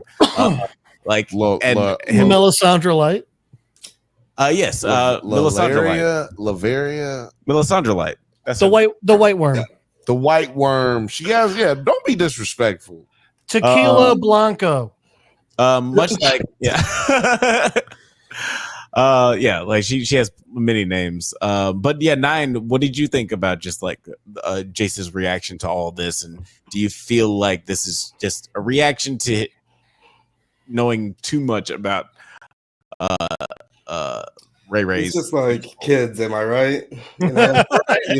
He was actually say the darndest I was like, oh, he's just having a little temper tantrum or whatever. I was kind of laughing at him because he's just like, but it is kind of fucked up because he's just like never going to talk about the fact that like I know who my real daddy is. Like that's going to be tough, and he's just been bobbling that in for so long. Like, bro, you don't have white hair, and you can't even get a tan. You thought that guy was bad? Yeah, it's crazy. Yeah, like it shows just that he's not a dumb person. So like he's very. I mean, I think so. It definitely shows that he has some sort of awareness, and he's also not afraid of bringing this up to his mom. But it doesn't. Yeah, it ends okay, but you can see that he still feels a certain way about. I wanted her to slap him so bad. Forward things. See, that's what my question was going to be. Which one of y'all thought that she was about to get up and just slap the shit out of his ass? Because that's what that look happened. Yeah, like she doesn't seem like that kind of mom. Like I would see that from Alicent, but you know, she's the I'm gonna put my forehead on your forehead type of mom. Like yeah, but still, those moms will get up and knock your ass out. So I was just curious how y'all felt in that moment. Moment, you know, not saying geez. What's up, Sci-Fi Fantasy World? That type of person. So are all of us. I would love it if she pulled her belt off. It's like she comes out with like a spoon shaped like a dragon. Sci-Fi Fantasy World. What's up? I see you in the chat. Hi guys, Insomniac. So I'm here. Well, good that's what we're here company. for. This is the number one late night show in all of YouTube history. Yes, do not fact check. We have the documents to prove it. There's literally no way for anyone to prove what I just said. We're the number one late night show in all of YouTube history. Just, was that an accidental zoom in? It was. What? Hold on, I can't see anything because. Quick reset. Oh yeah, see that was an accident. Yep. No. That's so funny. That's what happened with live shows, ladies and gentlemen. But we talked about this a little bit earlier. Let's talk about the Lord Paramount, Oscar Tully. He offers Damon allegiance, but denounces his nefarious behavior, demanding he show. What are you doing? Making sure I'm staying in the focus. You can't see it, but this is what I had to do. He's Episode is filled with little brats. Oscar Tully demands he shows a contrition and mete out justice. Damon then executes William Blackwood for slaughtering the Brackens. This is a pretty raw scene. Oscar Tully gets some get back in some pretty classic Game of Thrones way. What did you guys think of Oscar Tully sort of like maneuvering the situation very much like in a sort of a Cersei way, getting some revenge on Damon psychologically? Nine, I'll let you go first. I'm sorry. No, yeah. No, just another little brat in this episode.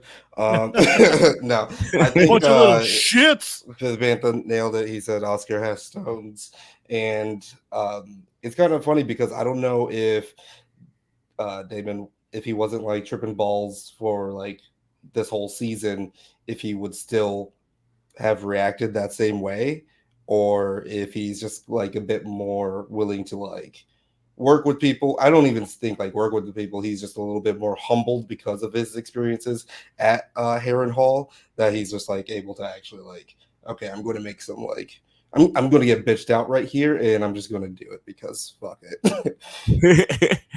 Yeah, Sci-Fi Fantasy World said in the chat his grandfather taught him well. I do feel like there's like some sort of scene on the cutting room floor where his grandfather spits in some game and it's just like, yo, you need to address this way. This is the kind of Lord Paramount you need to be to moving forward. Bill, what did you? You're shaking your head. No, you're not feeling something about this. Everything you just said that at the end right there. Okay. Yeah. How did you feel about? Yeah, this no, his grandfather didn't teach him nothing. His grandfather was too old to have taught him anything at this point. But this is just. This is how kids are grown in this universe. I mean, in the book, Jon Snow is supposed to be 14, 15 years old when he goes to the wall. So yeah, it's much different than the show when they're like, oh, you got 17, you can't go until you're 18. It's like, it's a year. Right. In the book, it's like, yeah, no, there's like high school left, dude.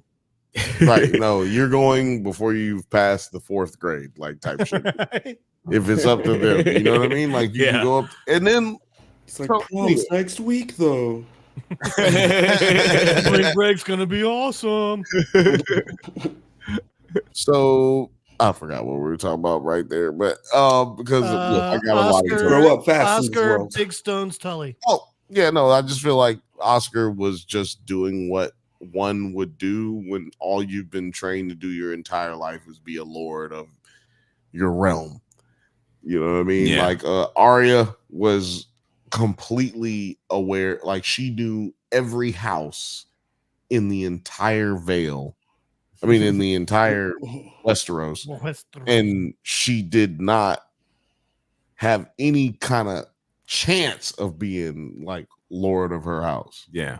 Like having dominion over her land or her region. She had no chance. So it just shows you how much people really actually know about what's going on, and they know the decorum. And it shows you when people violate certain rules that they doing it knowing that they violating certain rules. Like it ain't like people are just out here making moves and like they making moves like was Oscar said to the what's his name? I can't remember all these names. No, the other dude who killed all the babies and vaped all the women and all that stuff. Carrey. Yeah, Jim Carrey. The dude who got his head lopped off at the end of this scene. Yeah, I don't remember his name. I don't remember his name either. Yeah, but Blackwood. Willem Blackwood. Yeah, this guy right here. So when he went like everybody has roles. Ooh, that was a good cut. Man, that is an amazing cut. You mean on screen or in the show? Oh, in the show, on screen. I paused it right there. All of it. No, I agree. All of it, because I don't even remember seeing this clip, like this frame. Yeah, I was like, I got that. Yeah, you definitely got that one. That was all of the above on that one. But yeah, like this scene included like this. There is law that has to be had even through war, and Damon has to blow this dude's top off, no freaky, so that he can get his war that he wants, get his army that he needs. But this boy, this small little boy, has been like, what was the girl's name? The little bear? Arya. Mormont? Mormont, yeah. Oh, yeah. The house Mormont remembers. Exactly. So I feel like Lady Last of Us is what they call it. I feel like he gave a lot of that vibe out here. But don't forget, we saw, like I said earlier in the show, this dude killed somebody in the first season. Like he kilted somebody. So he ain't like no pushover. Yeah. You know who he reminded me of a lot in this episode was the Blackfish. You know, his great grandson or whoever. I got a lot of people. I got a lot of those vibes from him in this episode. But I'll say this: I think it's also important to point out, like, I feel like if Damon were sleeping and not haunting himself, I think that he might have still taken off Blackwood's head, but I think he would have also physically punished Oscar for calling him out in front of everybody. I don't think his temper usually is his temper's so short. I don't see him letting that, roll on by. In this situation where he needs the army. So I would have seen him cutting off the head and then punishing the kid. But see, he can't so none of the army, none of the houses are gonna follow him without the kid. So like that, because what we've seen up until this point is that none of these houses even really give a shit about nothing without some form of stability at their hierarchy. Yeah, you know what I mean? So if they don't have stability, they're basically liable to go with anyone, because the Riverlands is what separates like the Starks, the North. That's where the twins is, right? North. Say it again. It's the twins, right? The neck. Yeah, they call it the neck, the twins, and that's where the phrase live at and whatnot. So the best party hosts in Westeros. Yes, the best. Sci-Fi Fantasy World said in the chat, overlooking all the horrible leaderships we've witnessed in the Game of Thrones universe. Yeah, we've definitely had a lot of really terrible leaders in the Game of Thrones. I said world. It at the beginning of. Well, it's because they just didn't follow the rightful Lannister rule. I thought he was saying something like really nice in his first comment before he clarified. I thought he was trying to say you guys are taken for granted and overlooked. Oh yeah, wow, that is really nice. That's a really nice thing to say. That is a very, very sweet thing to say. Yeah, thank you so much, Sci-Fi Fantasy World. I think he meant we're overlooking all the horrible leaders we've witnessed. Yeah. But I think what we're talking about now is important to that, because what we're talking about now is what led and fed into the Game of Thrones universe. The reason they have shitty leaders is because they had shitty leaders who had shitty leaders. I mean, what's the legal term? fruit of the poisonous tree. Like they did have terrible leaders, but they've had really great leaders in this short span of time between Aegon's conquest and where we are now in the story. They've had great leaders. The problem is that this storyline, like these books, from the beginning, the first book to whatever book is about to come out, ish. Game of rice cakes. There is no good story. Like none of this has a happy ending. Right. Well, because it's real. Right. It's giving off of this is a documentary book. It's giving us. He said it's real. It's a documentary book, and all the events happen in real life. It's a bookumentary, right? But because he plays it that way, his brain power can't go to naming characters. Yeah, right. So yes. So, but no, that's not what I really just wanted to say that because no one would have been seeing it coming, and I'm hilarious. Same thing in Elden Ring too, because he wrote for that video game, and no wonder it's so fucking long. You cannot fucking like keep track of any of the characters' names, and I'm like, why are you doing this, George? Right? Why? Because it takes a lot of brain power to create a lore. The lore is fantastic, but like, Jesus. But no, go ahead. Give Codex Alera a shot. Much easier to follow. Not written by George R. R. Martin. Finish the book, George. You guys could watch our George R. R. Martin podcast every Sunday morning at Where's the fucking book? The Fifth of Never. It's just a show of just harassing George. Where's the book, George? Every third Sunday before church, we gonna be right here on the Drunk Banthas channel, and we'll have Deacon Robertson. He's coming through on next Sunday. He's gonna talk about the 70 last first Good Friday. He's gonna be talking about George R. R. Martin.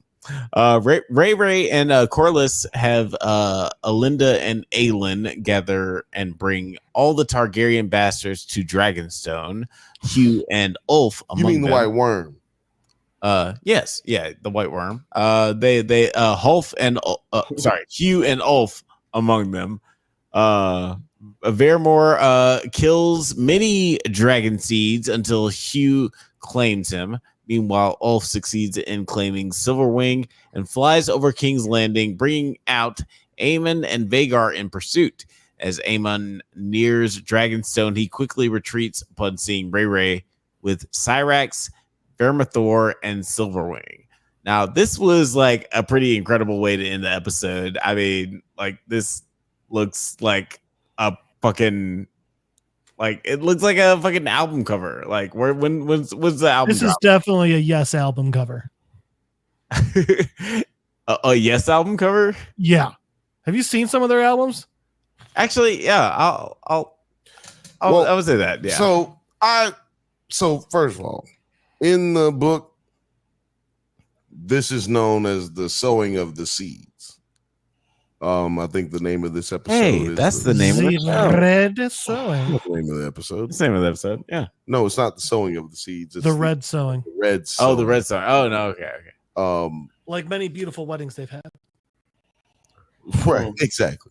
This is called the red sowing, and the book is called the sowing of the seeds. It's called the red sowing for the same reason that they describe in the book, actually, which is everybody die.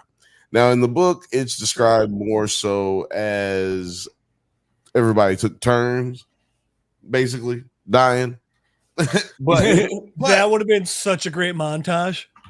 Exactly, right? Like, but that's what I like. That's what I like about what this show has been doing. Like I said, watch as a book reader, you should watch this show in the mindset of this is what really happened, and the book has what was alleged to be happened because it is a book of accounts of several accounts of what happened like 100 years before the events.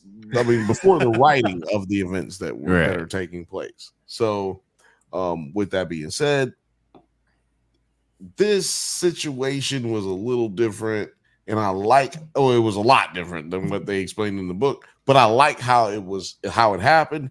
Hugh the Hammer gets his dragon, and we see Ulf also get his.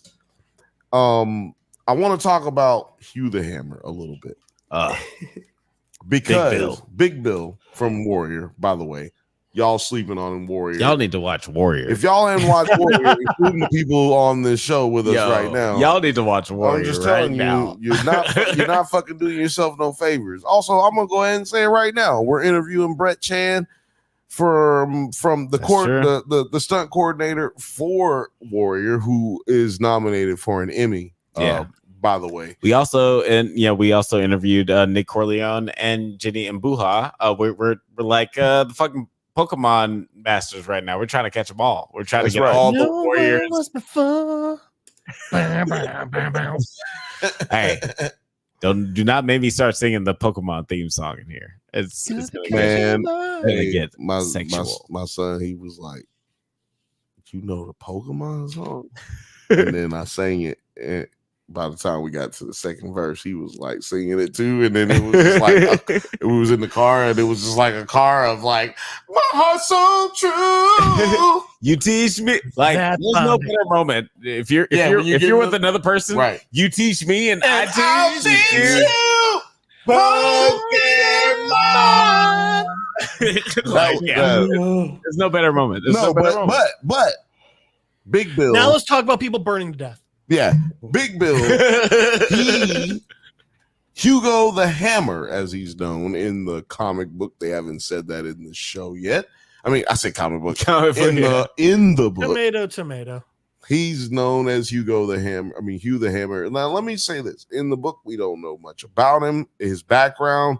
And to me, it was beautiful how they said that his mom was a Targaryen. And I just want to point out right now, there's only one YouTuber, Peter, what's his name? Oh, God damn it. I can't ever remember his name. No, we're not going to be disrespectful. I'm not going to mess up his name out here because he is one of the first. Or whatever. Huh? Peter Peppers?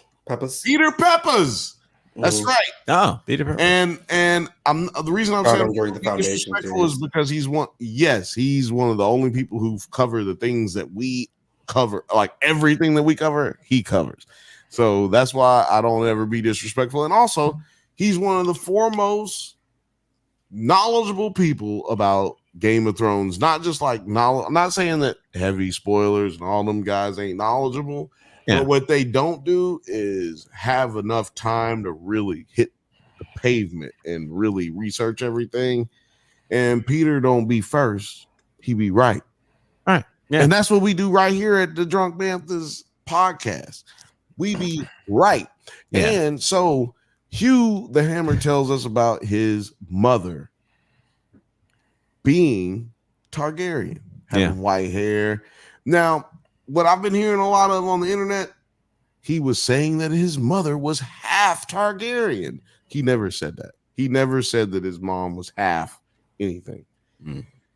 His mother is named Sarah, and Sarah is Jaehaerys's daughter, who was so promiscuous she used to smash all the dudes in Westeros, and she used to be pop it.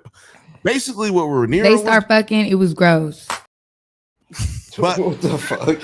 It's basically what Rhaenyra was doing, except for she was doing it with not her cousins and uncles.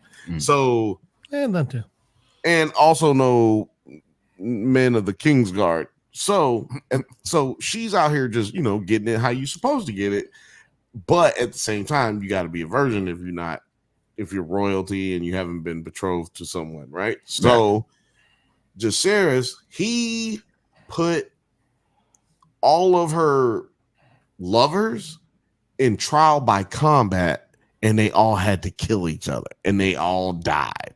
Okay, so they banished her to the Silent Sisters which is a group that is in Old Town. She also silent. It's a group of women like this, like the nunnery, but they're in Old Town, which is that Shin chick. Is it the Citadel for the Maesters? And also that's where the High Towers are from. Okay. Yeah. That's where the Tullys live in Game of Thrones, the GTO. Right. Yeah. Or GOT, whatever the fuck. My least favorite character, Sam Tully. Sam Tully. Really?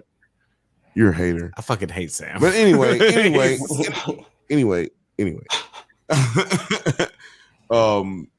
Yeah, so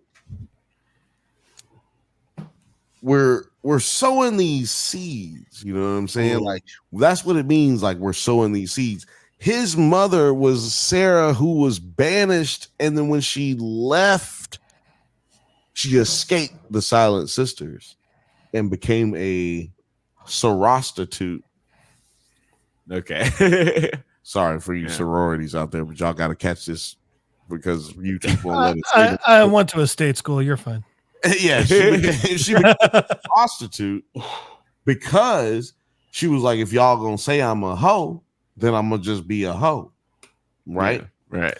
And so she moved to Pentos and became this well-renowned hoe in this well-renowned hoe palace.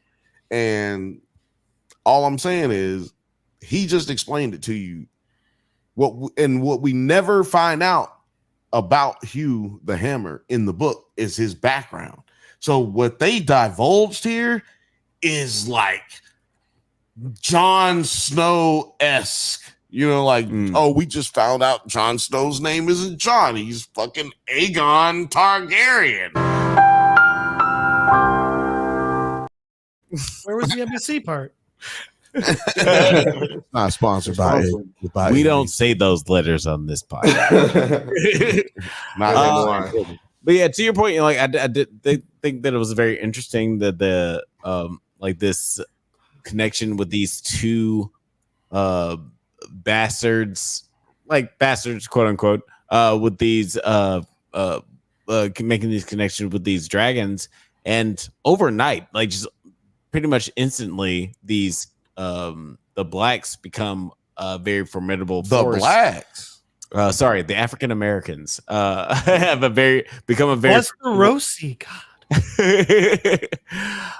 They become a very formidable force against the Greens. Like just a week ago, the Greens were like seen to be a unsurmountable force, and now the blacks seem to be they have a bunch of nukes now. Yeah, they got all the nukes. They got all the weapons. Yeah, and I like how, to that point, I like how Ulf. I like how he flew over Westeros, which seemed like it was on accident, but that I was a little worried for a second that he was like going over to the other side and was like, "Hey, screw them, make me rich." He's my favorite, honestly, right now. But I think it was dope that he flew over Westeros, over King's Landing, because it's kind of like, to Nine's point about having nukes, it's kind of like they tested a nuke in the water, but like didn't hit anybody, didn't hurt anybody, but it's like, look, we got this thing over here. You know what I'm saying? And it's a show. He doesn't even know how to use it. He's just riding around. Who knows what's going to happen? Exactly. Like, you don't want to fuck with us. We just got the cat. Okay, I don't know this thing, but I'm gonna bust it. Yeah, I got that 9 right but near me, so you know. But guys, let us know how you felt about the ending of this episode. Like the Aegon. He's sick. He's not just sick. Okay, let me just say why Aegon's portion of Aegon's story is so important to what's going on right now. Because because Aegon, in the book, it said that Aegon did not move out of his bed for over a year. He probably shouldn't have. He They talk about how he was not able to do anything, how he was unconscious mostly.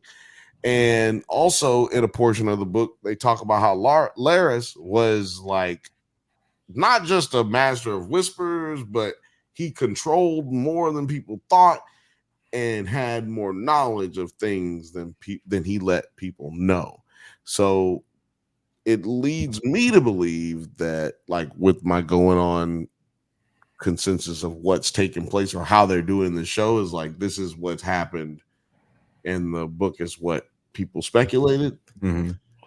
I just think that Aegon is about to be able to affect a lot more stuff going forward than we may get to know until the third season. Like, I think, you know what, man, hold on a second. Oh shit, it's theory time. Now I know a lot of stuff, but I don't know where they're going. You know, and I think that Aegon is going to do something that sabotages everybody else's shit, but benefits him. Okay. If not, then we gonna have some even crazier shit happen. Now that's based off my knowledge of the book. Okay, so I'm just telling you, y'all watch out because it's about to go down. It's about to go down. I turned down the music, YouTube, so don't hit me with no shit. Every time I play that shit, and it's like a long time that I play it, they hit us with a fucking flag, and then they always approve it, which is so weird. Like, do I not get no like love like off the faith? YouTube's very weird. Like we got a flag on the Polite Society video that's been out for a year and a half. Really? Out of nowhere. That was a long time ago. Out of nowhere, there was like, no, don't put that on there. It's like universal. That was long enough ago. I had to take time to remember what it was. It's like, it's so weird. Great YouTube, movie. Check out the go check out Polite Society review, even if you've never seen the movie, because guess what? YouTube is trying to fuck us in the bunglio. Yeah. Also, actually, go watch Polite Society movie, even if you haven't watched the review video. I said go see the review. I know what you said. I know what you said. And I'm just telling them what I said. That's all. But we're moving on to our last topic of the night. Also, guys, if you guys have any comments, no more. No, I'm joking. if you have any final thoughts about House of the Dragon, please let us know what you think in the comments and what's going to happen at the finale. We're coming up on the finale pretty soon. But yeah, now we're gonna get Travis to come back. Oh, that'd be cool. It'd be cool to get. I guess Terry's got to beat him in another game of Top Golf or something shit. Probably. Evidently, it won't be that hard. Yeah. But we're talking about the reunion of Ryan Reynolds and Hugh Jackman, Deadpool and Wolverine. Oh wait, no. No, it still works. Honestly, it still works. It still works. The boys are back in town. Not the boys anymore, but the boys are back in town. We got Ryan Reynolds and Hugh Jackman reprising their roles as Deadpool and Wolverine from the very famous the very famous movie X-Men Origins Wolverine. This movie, directed by Sean Levy, has made $211 million in its opening weekend. Nigga, they're gonna make $300 million. Domestically. That's domestically in its opening weekend. 411 internationally. They're going to make so they already did 300 million international. It's printing money. So they're going to be Dune, what was it? Oppenheimer, Barbenheimer. They're gonna do numbers like that with this movie. Possibly. By the way, the highest profits for any R-rated movie since 2016, Deadpool. Wait, that can't be right. Joker made more money. No. Like, are you talking about the franchise or what? I'm saying this weekend. Before 2016, didn't I'm saying this movie, Deadpool and Wolverine, has made the most money for an R-rated movie since Deadpool 1. In its opening. I'm sorry, in its opening weekend. Oh, it's opening weekend. Okay. Oh, that's awesome. That's pretty awesome. And like Deadpool, the Deadpool movies is kind of started as a cornerstone as R-rated comic book movies. Like we really didn't get that before Deadpool, and then we was Blade PG-13. No. Exactly. Y'all always, man. Well, also we had like the Toxic Avenger. Wait. How much money did Blade make? Hang on. No. We're talking about R-rated movies. You put it up there as if there was nothing other than that one, and it's like, damn, y'all just don't even remember about Blade. All right, Blade made 70 million. And these are lifetime gross. Blade made 70 million. Okay, Blade 2, 82 million. Blade Trinity, 52 million. Also, we got to go with inflation on that. Like, these movies make way more money these days.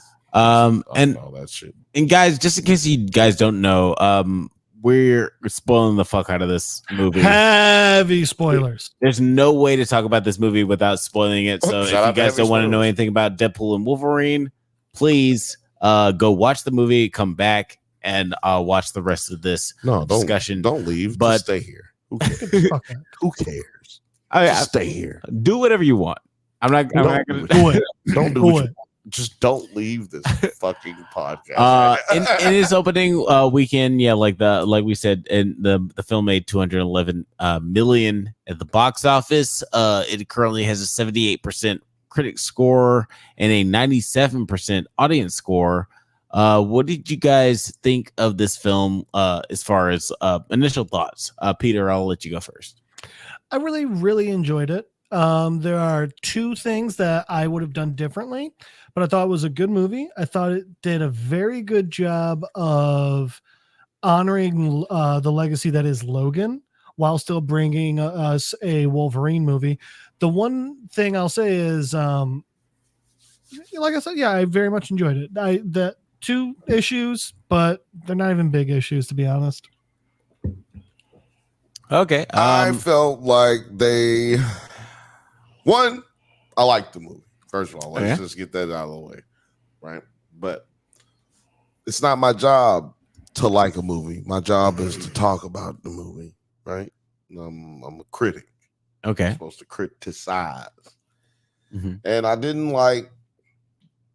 Well, first of all, one day they got to make a movie for Deadpool.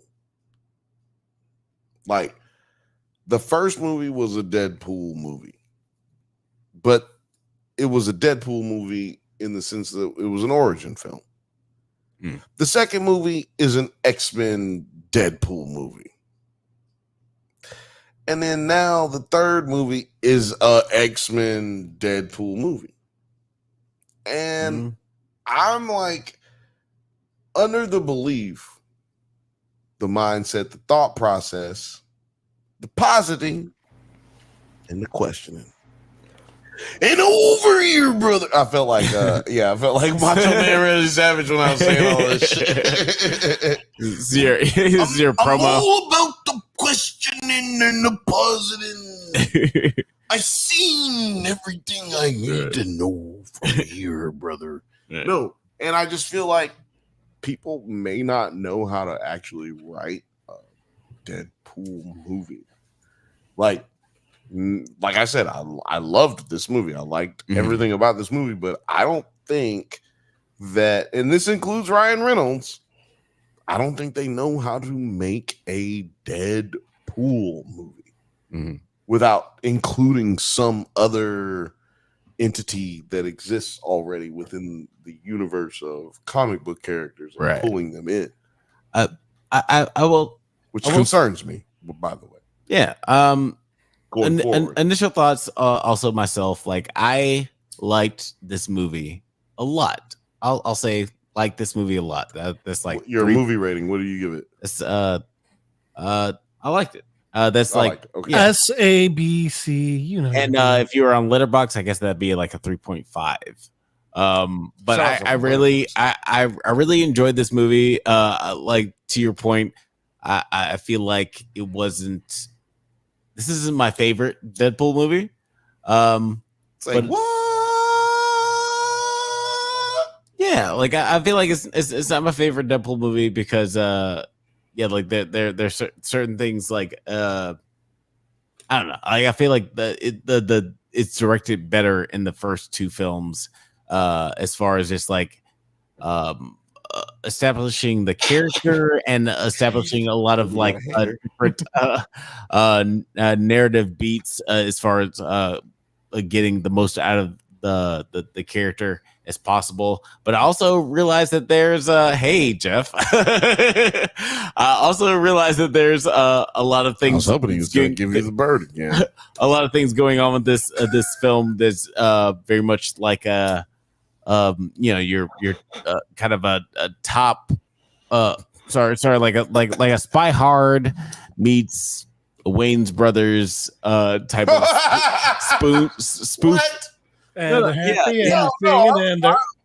This is very much like Wayne's Brothers, you know, like scary movie, airplane type of movie where we're poking fun at the genre. So I thought, sorry, I didn't mean to interrupt. I just thought you were talking about the show, The Wayans Brothers. Oh, gotcha. Yeah. So okay, Give me a hug, bud. Yeah, exactly. So you see why I was like mad fucked up off of that. Like I was like, what are you talking about, both Deadpool and Wolverine are happy and they're singing and they're colored. Right. So I don't see what okay. But I'm very as I go to the restroom and let you guys continue this conversation. I thought you meant in the movie. Okay. No, he's going right now. Let's do talk about the story a little bit. In this film, Deadpool is offered a place in the Marvel Cinematic Universe by the Time Variance Authority, but instead, he recruits a variant of Wolverine to save the universe from extinction. Now, I'm curious how you guys thought about the story of this film and how we reintroduced the Hugh Jackman. And ultimately, how you felt about Hugh Jackman's performance reprising his role as Alex, the legendary interested of talking about Logan and his entire introductory. We should interested our people about. No, I'm sorry. Wait. That's what you said. Is interested, and I had to keep. Okay. I had to keep it going. That was shit. I was about to ask if you were smelling toast. Instead, I didn't say it. He said it. Anyway, go ahead, Nite. Go ahead. Yeah, I didn't really like this one, to be honest. You didn't like this one. I didn't like. I actually had fun. I had fun watching it, but like, I don't think it's my favorite Deadpool movie either. I think I like Deadpool 2 better. For some reason, I was expecting so much cooler shit, but I can't really think of like one scene between Wolverine and Deadpool where it's just like, wow, that was fucking awesome. Jeff, how did you feel?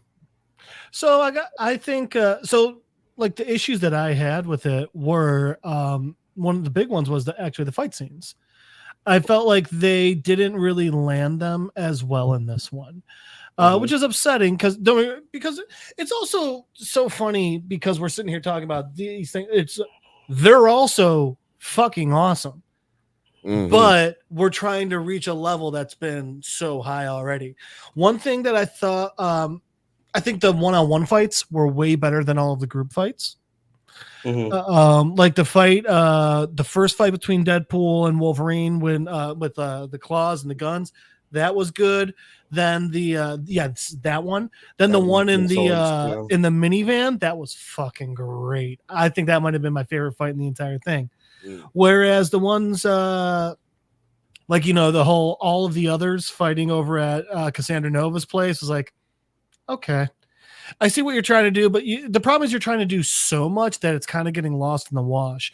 I actually think when they had Wolverine and Deadpool fighting the Deadpool army, I think that scene where they went off camera and came back on, and the scene in the bus were actually really brilliant moves because there's, again, so much going on, but now you're able to do it in a way that's much more entertaining and it's funnier, obviously. So I think they just had a lot of issues with the fight scenes. Sorry, we were on mute. I do understand. Like, I do feel that. Like, I wouldn't have been able to articulate it that way, but mostly because I speak Spanish. But no, I'm joking. No, I wouldn't have been able to articulate it. Me gusta queso. ¿Quién es tu papá? Good right now. No, like because I was like, man, these fight scenes. So the multiple fights, like the multiple people in a fight scene, the reason those didn't work as well is because, in my opinion, there was a lot of CGI. Yeah. Now, if we're just gonna talk about like, because there's very little that we didn't like, I feel like it's good to just get what we didn't like out quickly. Agreed. At the beginning, and there was a lot of bad CGI. I mean, there just was. The Cassandra Nova hands thing was every single time. I was like, you know what? I like that actually. I didn't find I liked the idea of it, but I don't think the CGI was done well on it. I'm not mad at you for feeling that way. I liked how it looked to me. Oh shit, we done zoomed in. Y'all gotta tell me when this. I didn't like the way that it was even interpreted. I liked the effect of her going through. I didn't like how it was just like in like this little mind foggy palace place. Yeah. I was just like, okay, you could have been a bit more creative about like, or even like showed us. I wanted to see like Logan freaking out on people like in his universe, or like have a flashback of that type of shit. That was my other issue was they gave us these points, like they gave us actual good reasons for them both to be super down and like and needing this win. But they did it through exposition instead of showing us. And that was the part that was honestly my biggest I wasn't happy with that. They, especially in a movie where the entire point is you're showing us all these different things and you're having fun with it. These parts, I wanted to see it, and I think that would have hit better, and I think it would have made us all feel it better or more. I think that they missed the whole thing on the like video effects or visual effects situation. They fucking missed the target heavy on it. There was a lot of bad CGI. And I'm going to shit on a lot of people's parade right now.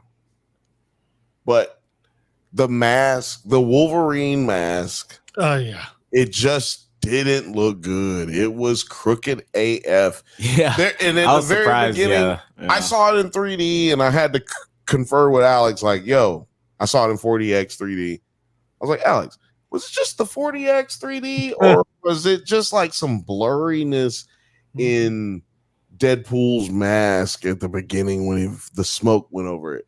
Or was there like the Wolverine mask? And he was like, no, there was like little issues. And I was like, oh, okay, damn. I thought it was just like in my mind, in the moment, it didn't affect me. But now I'm like, damn. Now that I know that everybody else saw the same thing, I'm like, damn, that really isn't a good thing. Now, by the time that this video ends, that shit's probably fixed by now.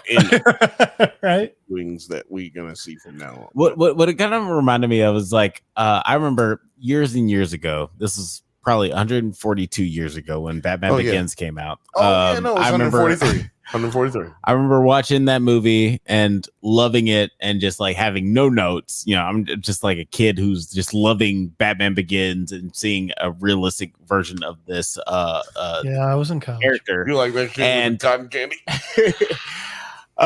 and then our brother Adam, like after we came out of the movie, Dragon Rider? Yeah. Oh, he yes, actually is a Dragon Rider. Yes, he is famously a Dragon Rider. Yep. He It's cocaine was like, and heroin when you shoot it up at the same time. That's what he was like, yeah, it was good, but there was a lot of problems. I was like, what the fuck are you talking about? But you know, like he just had like more of a just like a film in tuned mind where he could just like separate himself and just like see all objectivity. Yeah, he had that objectivity, and I definitely like enjoyed a lot of the comedic moments of the movie. Like I had a really great time. This is my ranking. I liked it. I'd say 3.5 stars out of 5. I was going to give it I gave it like a 7, but if I was going to thread the needle, I'd give it like a 6.8. That's out of 10. I'd give it like an 8. I'd give it like an 8.2, 8.3. What would you give it out of 10? 5 is a stupid rating. What would you say? My 5 rating. That'd be like a 3.5 would be a 7. That's a 7.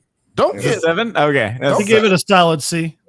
You give it a C. I don't know math. C minus. You go with 10s, nigga. You going with 5s, trying to do math, nigga. That's terrible. I'm a Letterboxd guy. What can I say? But Say that you're going to start using a better grading system.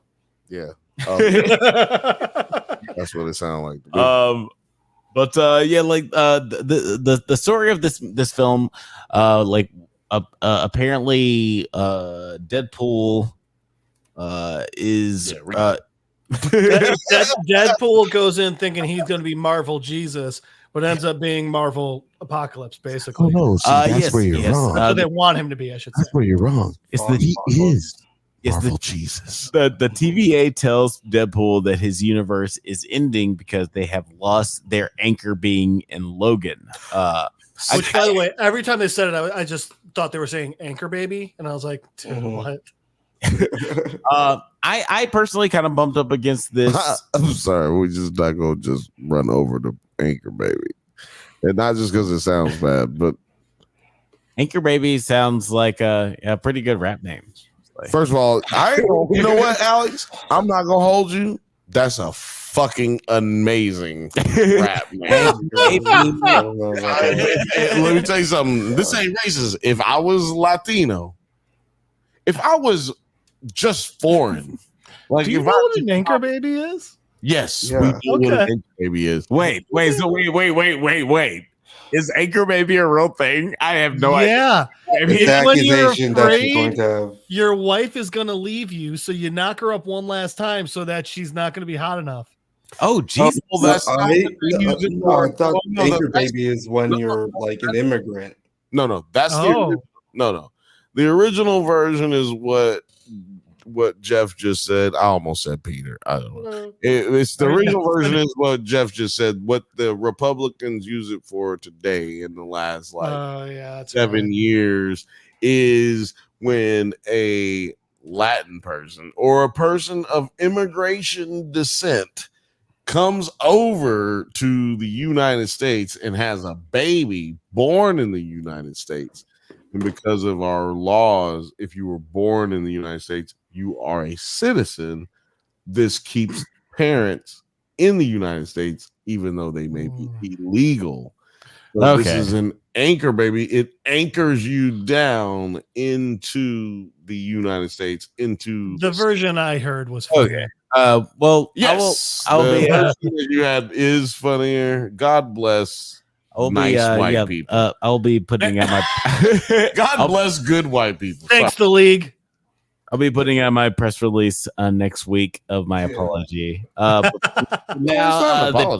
TVA gave good cogent analysis now. The TVA told Deadpool that the TVA tell Deadpool that his universe is ending because they have lost their anchor being in Logan. I kind of bumped up against this because shit. What? Baby. Anchor being was already born in the MCU. He was with Fox. He's an anchor baby. They have to keep him because he came over with the rest of them. Oh my god! Yeah, I'm sorry. It's a circle. It just hit me that. Well, Alex didn't even know what an anchor baby was until 5 minutes. So I'm just saying, it just hit me right now. Why did it rub you the wrong way? Conversation at all. But it is. He's an anchor. Okay, you're gonna tell me? I'm gonna apologize. I think this one's my fault. No, So y'all gonna tell me right now that has nothing to do with Anchor Baby? That's what you're gonna tell me right now. You tell me Ryan Reynolds didn't do that. Continue. I'm trying to get back onto the actual movie because this is talking about the movie. I'm not talking about some other shit. I'm not talking about Foundation. Okay. I'm not talking about goddamn Batman. I'm talking about this movie. Jesus H. Jones. Let's move back onto the actual. Is that not what we were talking about? Oh my god! Okay, I didn't know that wasn't what we were talking about. So the TVA tell Deadpool that his universe is ending because of this anchor being in Logan. Logan dies. This is one of the elements of the plot that I bumped up against because it seems kind of weird, like with anchor beings. Logan, if he dies, that means that the universe is going to deteriorate. And did the universe not exist before he was? Exactly. Like, what do you mean? In this universe, like it's the anchor beings part of it is a little iffy. Just the way they present it, because like if they wanted to present it in a way where this person is very pertinent to this universe, he's very paramount to this universe, and like when this person dies or whatever, and there's like a sort of reincarnation thing where the next person in the next generation inherits the anchor being title or whatever. That makes a little more sense than someone who just like dies within this very short time frame of all of time or whatever. Especially when it's like 2,000 years, right? Because it's like, wait, was Logan supposed to take 2,000 years? What they're saying is that the TVA was taking care of this stuff so that none of what we are now finding out happens. When we left the TVA previously, they were just going to let all the threads go. But no, they were saying that this is naturally destroying Universe 10,005. It would take another 1,000 or so years for it to finish falling apart. But I agree that it's one of those things where like at least they flat out called the Time Ripper a MacGuffin, and it's like the anchor beings is just another MacGuffin, and I get it. I could not have written a better reason. Well, I mean, because I couldn't have written a better reason for why they had to bring him back, but I mean, anchor being look. So this is my thing. If you can't sit in the anchor being chair, we'll say chair or catbird seat. If you can't sit in the anchor being chair, then what makes all the other shit make sense? Like, this is just another pancake on top of the rest of the fucking pancakes that we've had before. Well, let me read something to you. Wait. Comic book corner is over. No, but like, why does a Nexus event make sense? Why does a Nexus character make sense? Why does any of the shit make sense? I mean, like, for them to have. Well, okay, so here's the thing, though. Like, I get it if, like, okay, anchor being dies. All right, then something they were supposed to do in the future would have stopped the universe from getting destroyed. That universe, like that would make more sense. The universe, but that's not what they're saying. They're just saying the universe slowly starts deteriorating just when the anchor being They're drawn. saying that Period. universe. They're a Yes. thread. They're saying that no, that's what I'm saying though. So that universe disappears, right? It goes away. But to what Nine was saying, now it's a more natural progression. Like we know this universe will eventually topple off and disappear throughout space and time. But what we're going to do now is we're just not going to go in and prune that shit and waste our resources. We're just going to let that happen naturally because we don't want to kill innocents, which was the point of Loki. You know, we don't want to kill innocents. We're going to let people choose on their own and all that jazz. So here's my thing. I would have been able to buy it better if they had been like, hey, butterfly effect, at one point the universe is going to stop because this event, but my main issue is like they showed the timeline going backwards and like being destroyed as opposed to just having a hard stop now. That I would have been able to even buy more. It was like they were saying like, hey, now like future history is being erased or something. I don't know how to really articulate that. I guess like my thing is that it's not even just like that interesting in the first place. So where I was like expecting something a bit more cool as like the jumping off point. Right. And before we get into like the real minutia of the story, I'm very curious at how you guys felt about the reunion of Hugh Jackman and Ryan Reynolds as Deadpool and Wolverine. We obviously got there. You say reunion, but Ryan Reynolds was in that Wolverine movie for like 12 minutes. That's what I'm saying. I'm just saying, this is a reunion of them both. Yeah, like this is the time where they were both in a very bad movie. Yeah, this one's a lot better. They were in a movie other than X-Men Origins Wolverine. Enjoy. I'm not disagreeing with that, but it's also funny because there's extras. Basically, did not have any CGI problems with that movie either. There are extras that have been in movies with stars longer than what he was in that movie with. I'm not saying that you're wrong about their reunite. I mean, so I think the montage of all the different Wolverines was fun, but I really like the one that they stuck with. I think sticking with the Wolverine that's like the down and out one, and him with Deadpool, because Deadpool's already so over the top and comic and all of that. I think having that depressed, like fuck life, fuck the world, there's no purpose Wolverine, I thought that was a really good one without going a step further and being like the Wolverine where it's like, I'm so against the world, I'm gonna go live in the forest and then get pissed when people hunt bear.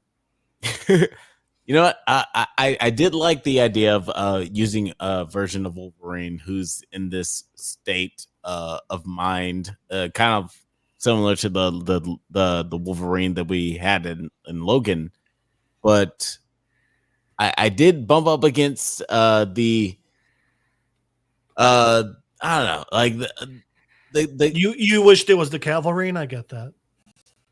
Honestly, like one of the things, like I did kind of like one of the things where I was just like basically wishing I had a different story.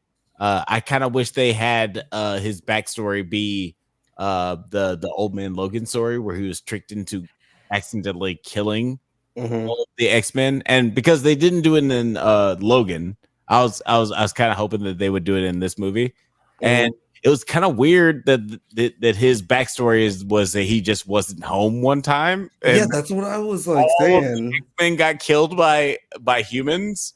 Well, that's really weird. There is a story like that. They explained all that away because later on in the movie, they point out that he heard the voices. He heard them screaming out for him, and he didn't go there. Well, I think the more important part about that, Bill, was that it was because he was busy drinking. Well, no, it's because he was at a bar and he was just getting drunk. No. Because he tells the finger brain lady that he was finger brain lady. He says he could hear them. That means he walked, even though he was drunk and at the bar when they got attacked. he was able to, like he was there to hear their voices. That's why he could hear their screams in his dream state.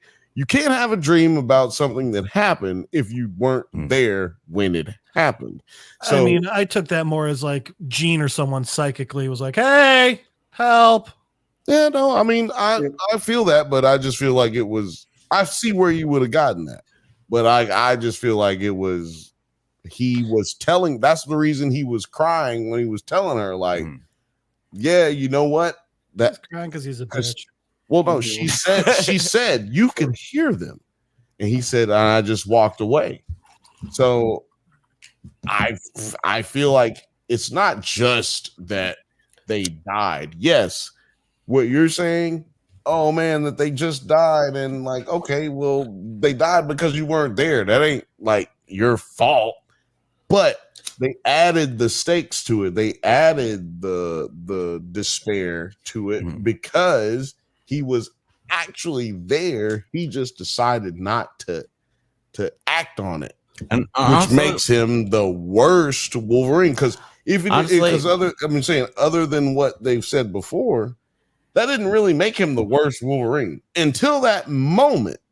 He was the worst Wolverine. So I think because we talked about this a little bit when Alex was in the bathroom, and what would have just set this off is that if they just showed us, just show us. Okay, yes, because this would be sick, and it feels like they were just kind of like. Was I in the bathroom too? No, when we were saying they gave us the backgrounds through exposition instead of showing us, and like one of those things that really drives me crazy about that 9 is there's literally a comic where the X-Men were out doing something and they come home and all the kid mutants were literally fucking crucified on the grounds.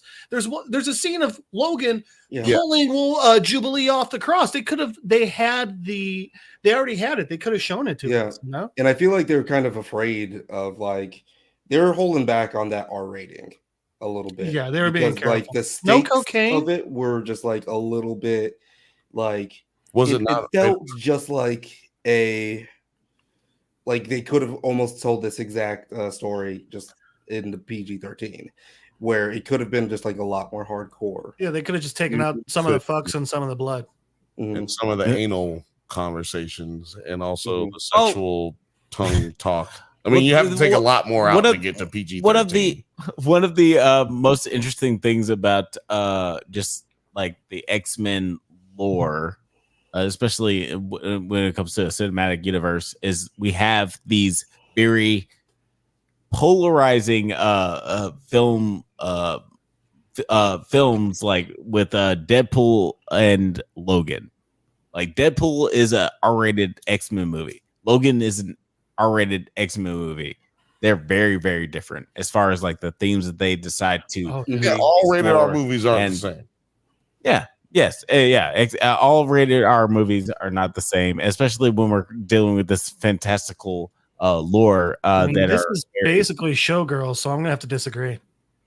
But yeah, we have all these different themes that these movies are trying to explore, and I feel like Deadpool and Wolverine.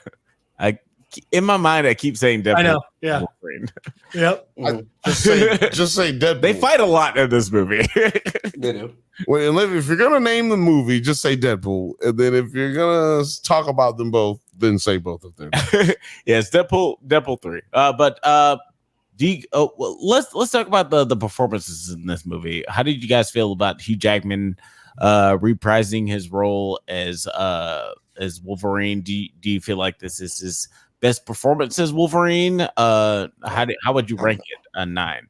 I think he did a good job in it, but of course Logan is his best performance as Wolverine. Absolutely. And then probably just when he was in X2 is great.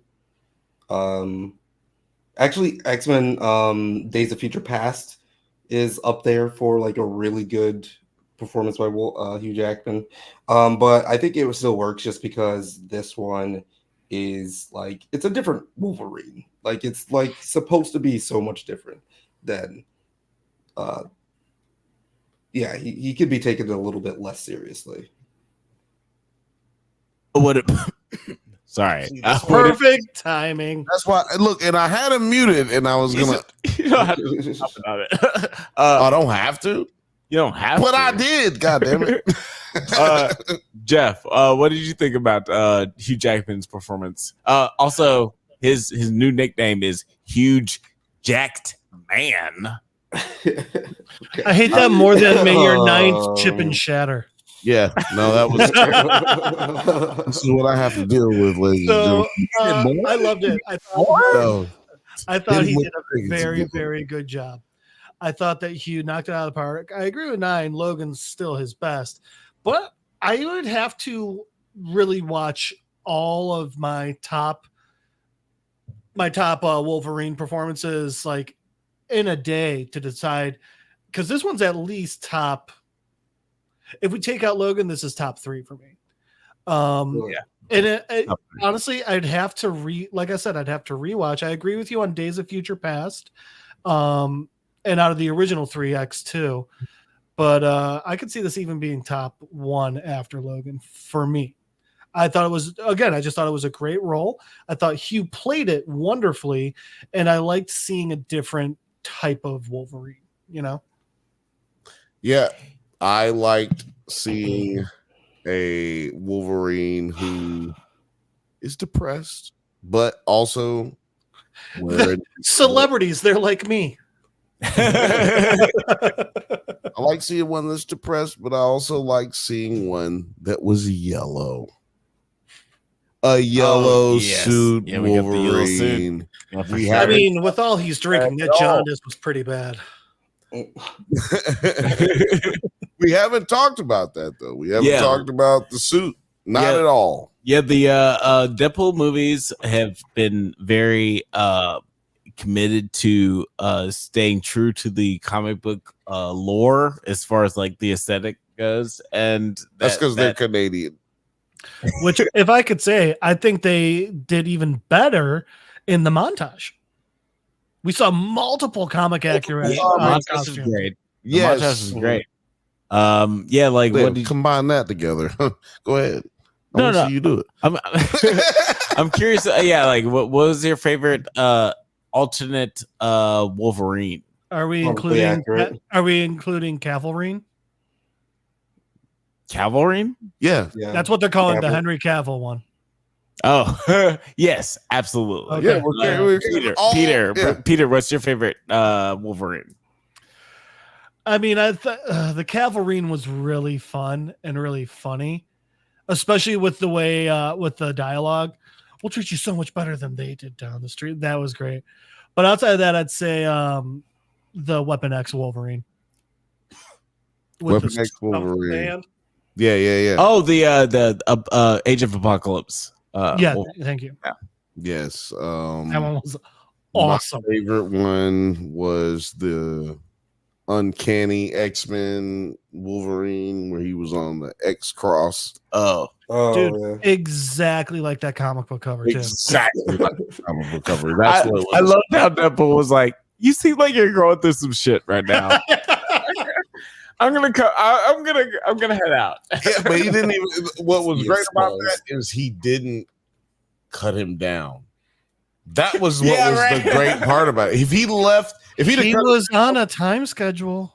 Right. If he'd have cut him down and then just walked away, I think it wouldn't have hit as hard. You think that's the funny part? Not the fact that he didn't mention the Sea of Skulls?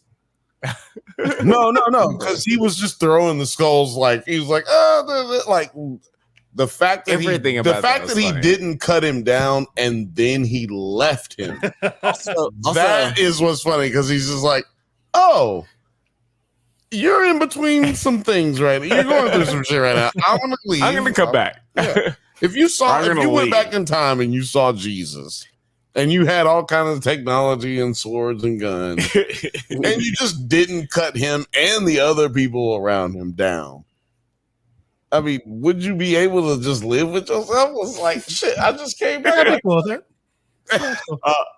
Fun fact about that comic: that is the first time that Wolverine met Jubilee. So, fun Fun fact for you guys. Fun fact. Remember the 90s? Fucking brats again, huh? Yeah, y'all keep saying this word. Julie's a brat. Yeah. Kamala, thank you so much for getting back into the fold of politics. Whatever. Now some Okay. Oh, y'all don't know? She was called Brat. That's why we've been hearing Brat like on the old. I thought it was because of the album. I was saying it because I thought it was funny that Nine kept calling everyone brats in House of Dragon. Right, but that's where that come from, and that's what I'm talking about. Yeah, I'm putting all of it together back for you in a little circle because time is a flat circle, Alex. Go ahead. It's Charlie XCX's album. They're calling like the album. Of Yeah, I know, but that's for other people to Google. All right, I don't care about brats anymore. Hey, you guys want to talk about something else? Let's talk about Tom McFadden and Emma Corrin. What did you guys think of the villains of this movie? Emma Corrin and Tom McFadden. Did you guys think that they were menacing or like sort of threatening? Or yes and no, Jeff. Cassandra Nova, I thought they did a good job of her, but I mean, she was still just kind of there. She wasn't really. I mean, Ajax and Deadpool 1, fucking great villain. And Deadpool 2, the villain's more just like, the circumstances. And like, it was just, it hit so much harder. This one, Nova, she don't get me wrong, she's a good villain and she's terrifying. I think they could have done more with that though, especially with like her psychic powers. And whatever British TVA douchebag, I don't even remember his name. He was 100% just Paradox. Yeah. Okay, they might as well have named him There or moves the story along, Mr. There. Yeah. I don't like that actually. I'm not mad at it. Paradox also just as a word didn't fit that guy at all. Yeah. No, Yeah, but they got rid of Jonathan Majors, so they can't use him anymore. They had to go get somebody who was famous, so they went and got the dude from Succession. Yeah, I mean, he is a comic book character, but the other guy, Jeremy something, they approached from Succession. They approached him as well, and he said no. Bitch, I said Jeremy Strong. I feel like he would have actually been cooler. I don't know. He was just like very goofy, so I actually wouldn't want to see Jeremy Strong try to do that type of performance. Yeah, if they had him go a more menacing route, that would have definitely been better. I agree with you there. Goofy is the right word. He was just really goofy. From Long Kiss Goodnight. It's what's his name? Succession guy. What's his name? I can't remember his name. Damn. But anyway, I can't think of his name. They should have brought him back. Were you surprised? Yeah, were you surprised? Fuck all that. Were you surprised that he Tresker? She's Stryker in the Stryker. Yeah. But he's also the dad in Nature. But were you surprised? He wasn't in it. You know what I mean? Like he was Stryker in X2 movies, if I'm not mistaken. He was Stryker for one movie. Did they not have him in the flashback in another movie? He was not in Days of Future Past. No. You're positive? I'm positive. Well, anyway, were you surprised that he wasn't in this movie? Dude, if they had had him as Stryker leading the bad guys in the trash heap, that would have been good. Okay, so this is one of the things that I like. If we're talking about things I wish had happened in this movie, I wish this leaned more into the X-Men of everything. Like, because we had well, no, continue. I'm not. We in the first two movies we had like Negasonic Teenage Warhead. Negasonic, what? Negasonic Teenage Warhead. Okay. Hi, Hi, Wade. Yeah, we had Yu-Gi-Oh! We had Negasonic Teenage Warhead. We had Colossus. We had Domino. We had You mean in all the movies? We got the actual entire X-Men group when they're just closing the doors.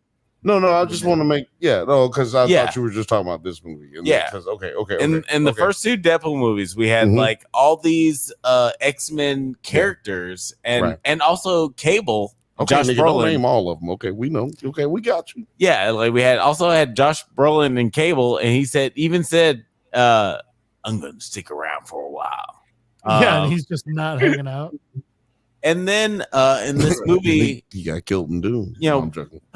We get these like basically cameos with Negasonic Teenage Warhead and Colossus and all these characters just to show that he has friends.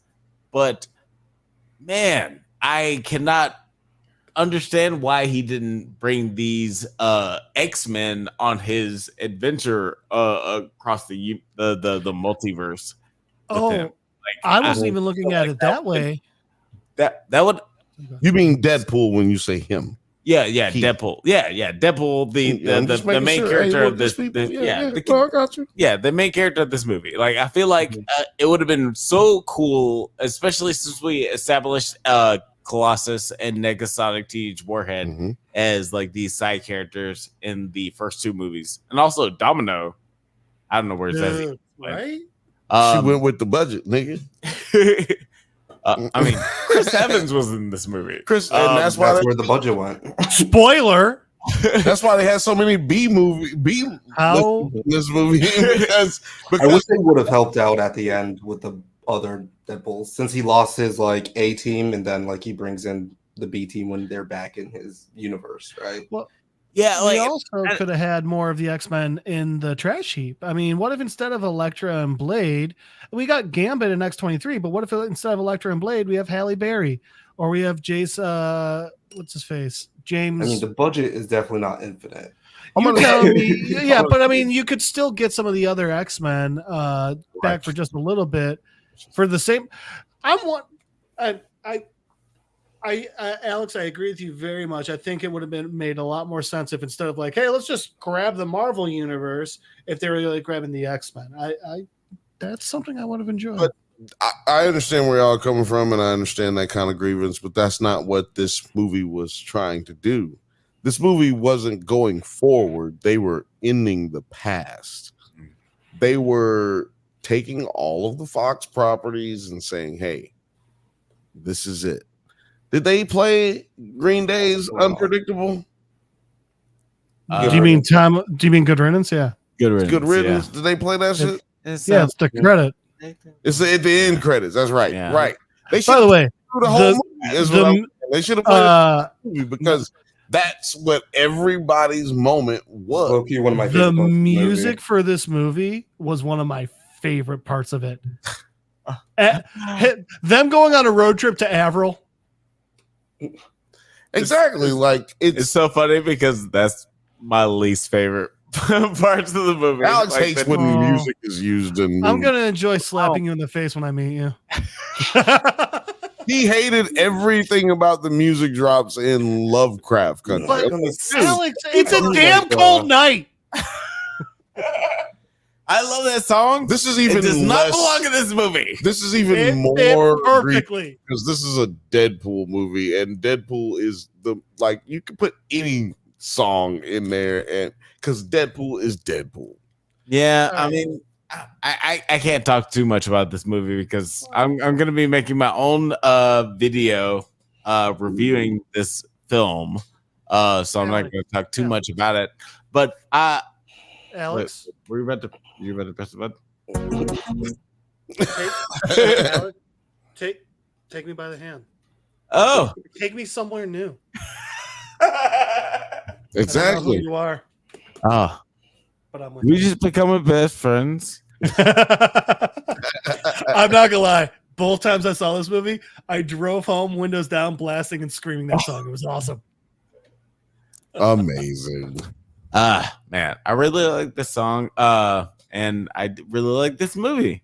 But you hated this movie. Before we wrap up our conversation about this movie, before we play the music. Oh, wait a minute. Hold on.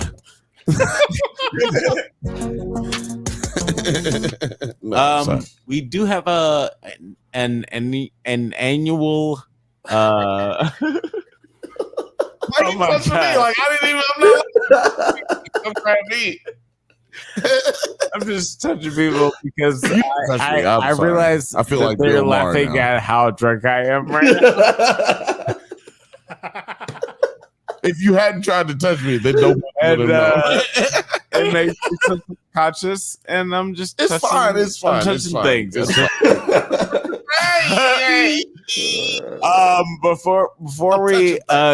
Before we close out, we have an annual award show every year called the Drunkies. This might be a real good time to bring that up. Yeah. Are we having an award show? Apropos. It's every year in the month of February.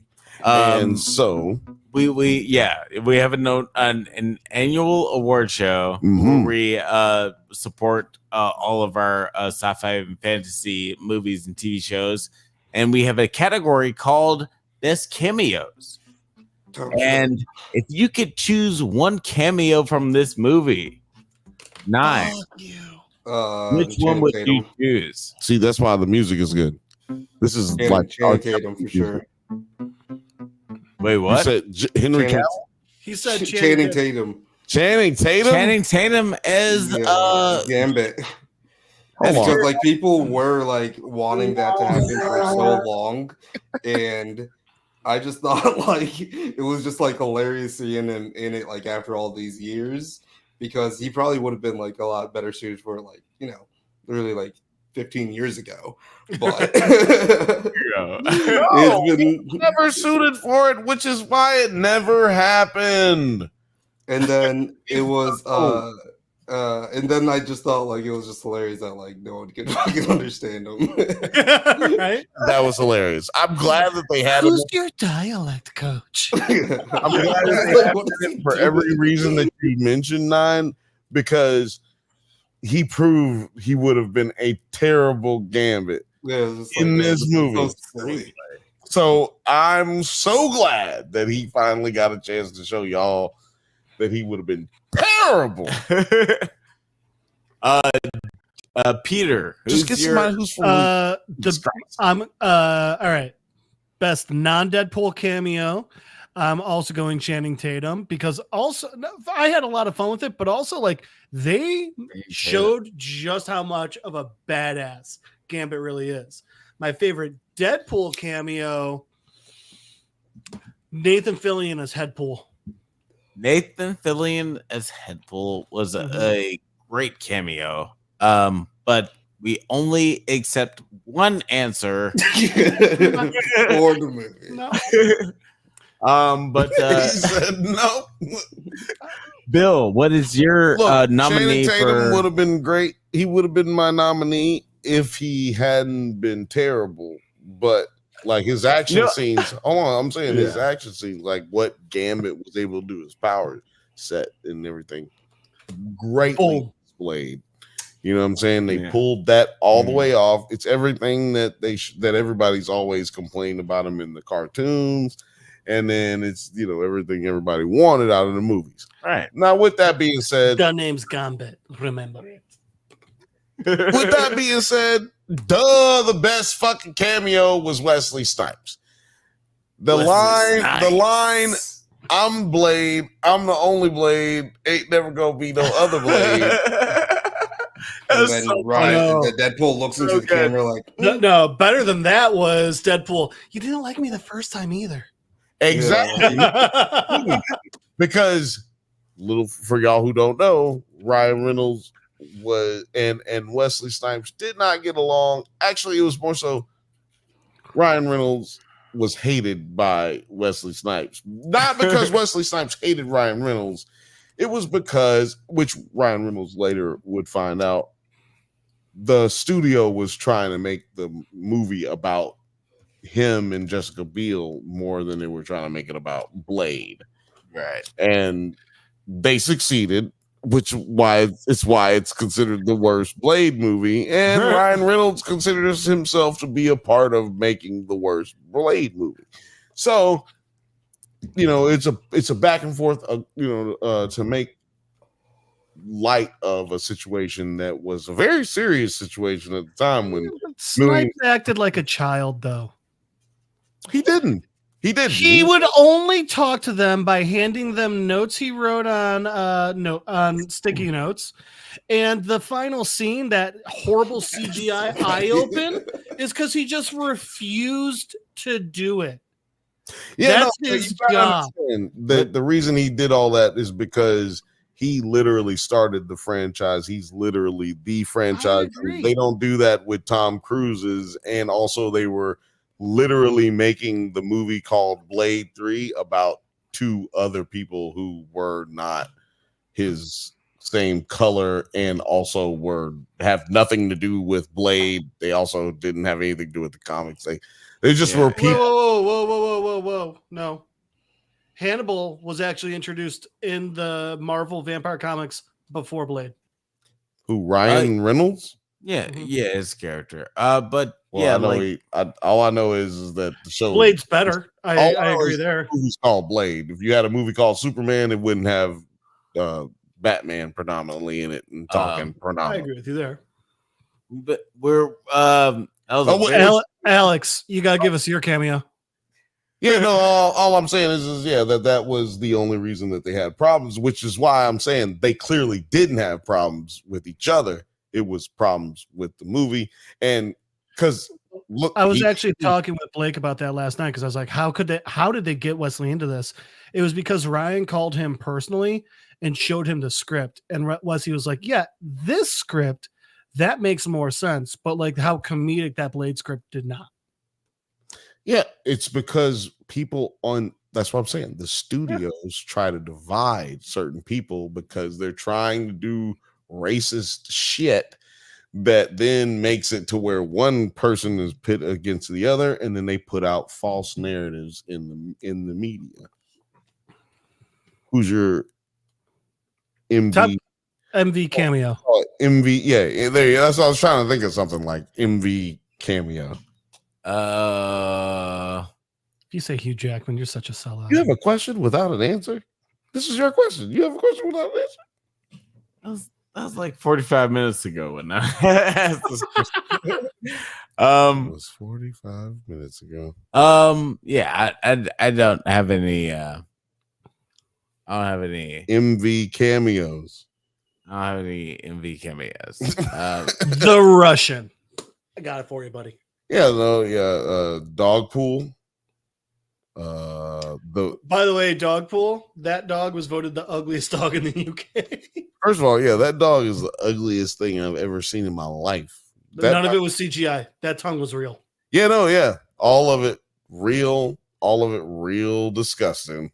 No Dogpool. You know what? And I'm sorry to any dogs that I might offend out there in the world, but your ass is ugly if you walking around looking like that dog. You're ugly. GLY. You ain't got no alibi. You ugly. You ugly. Not related. Jeff, where can the people find you on the thank you for asking. You can always try and Skype me at Don Cheadle's Driveway at littledickie2.com. It's the hackers. Mm-hmm. You can try and find Jeff Madel on Facebook at MadelJeff on Instagram, but honestly, the easiest way is to just check out this YouTube channel every Monday night. Every Monday night, 8 p.m. Pacific time. 9. Absolutely.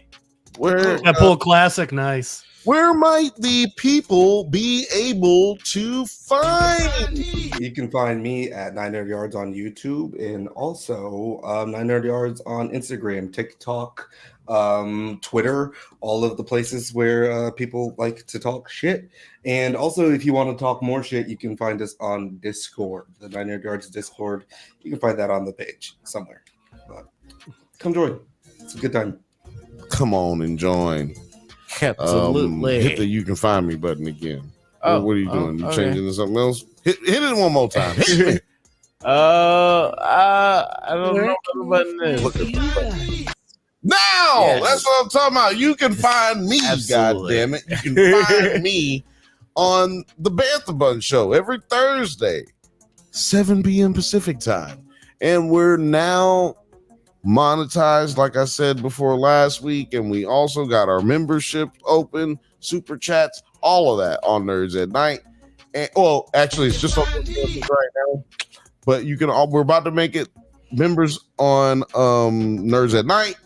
So make sure you go ahead and sign up for those things, because I'm going to do a Gotham Gazette and you'll be able to get those shits early. I'm talking about pre-recorded prime time premium content for your goofy looking ass.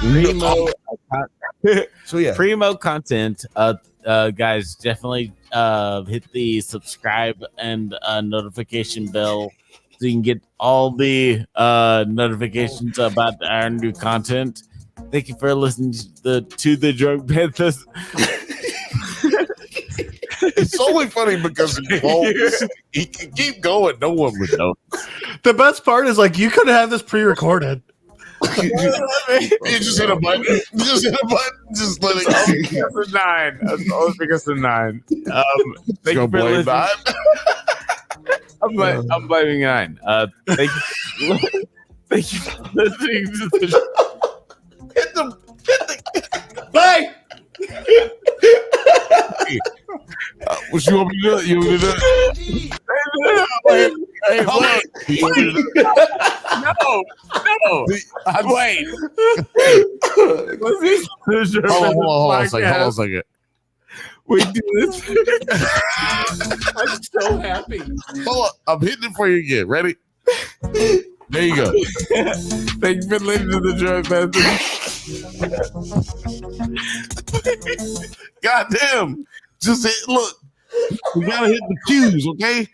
I want to take a shot, but then if I take it and you keep fucking up, then I can't take We another do one. this every Monday at 8 p.m. Pacific time. But don't forget Don't forget to like and subscribe. We do this every Monday at 8 p.m. Pacific time. I don't know where you can find him, but go ahead, like and subscribe. If you do not, we will not invite you to the cookout because he's a nasty, dirty bitch. check us out on TikTok, Twitter, IG, Letterboxd, likewise, all the internet things at the Drunk Banthas. Until next time, stay safe, my little Variant. Kite men. Anchor babies. My little anchor babies. And may the force be with And may you. the force be with you, you stanky bitch, you.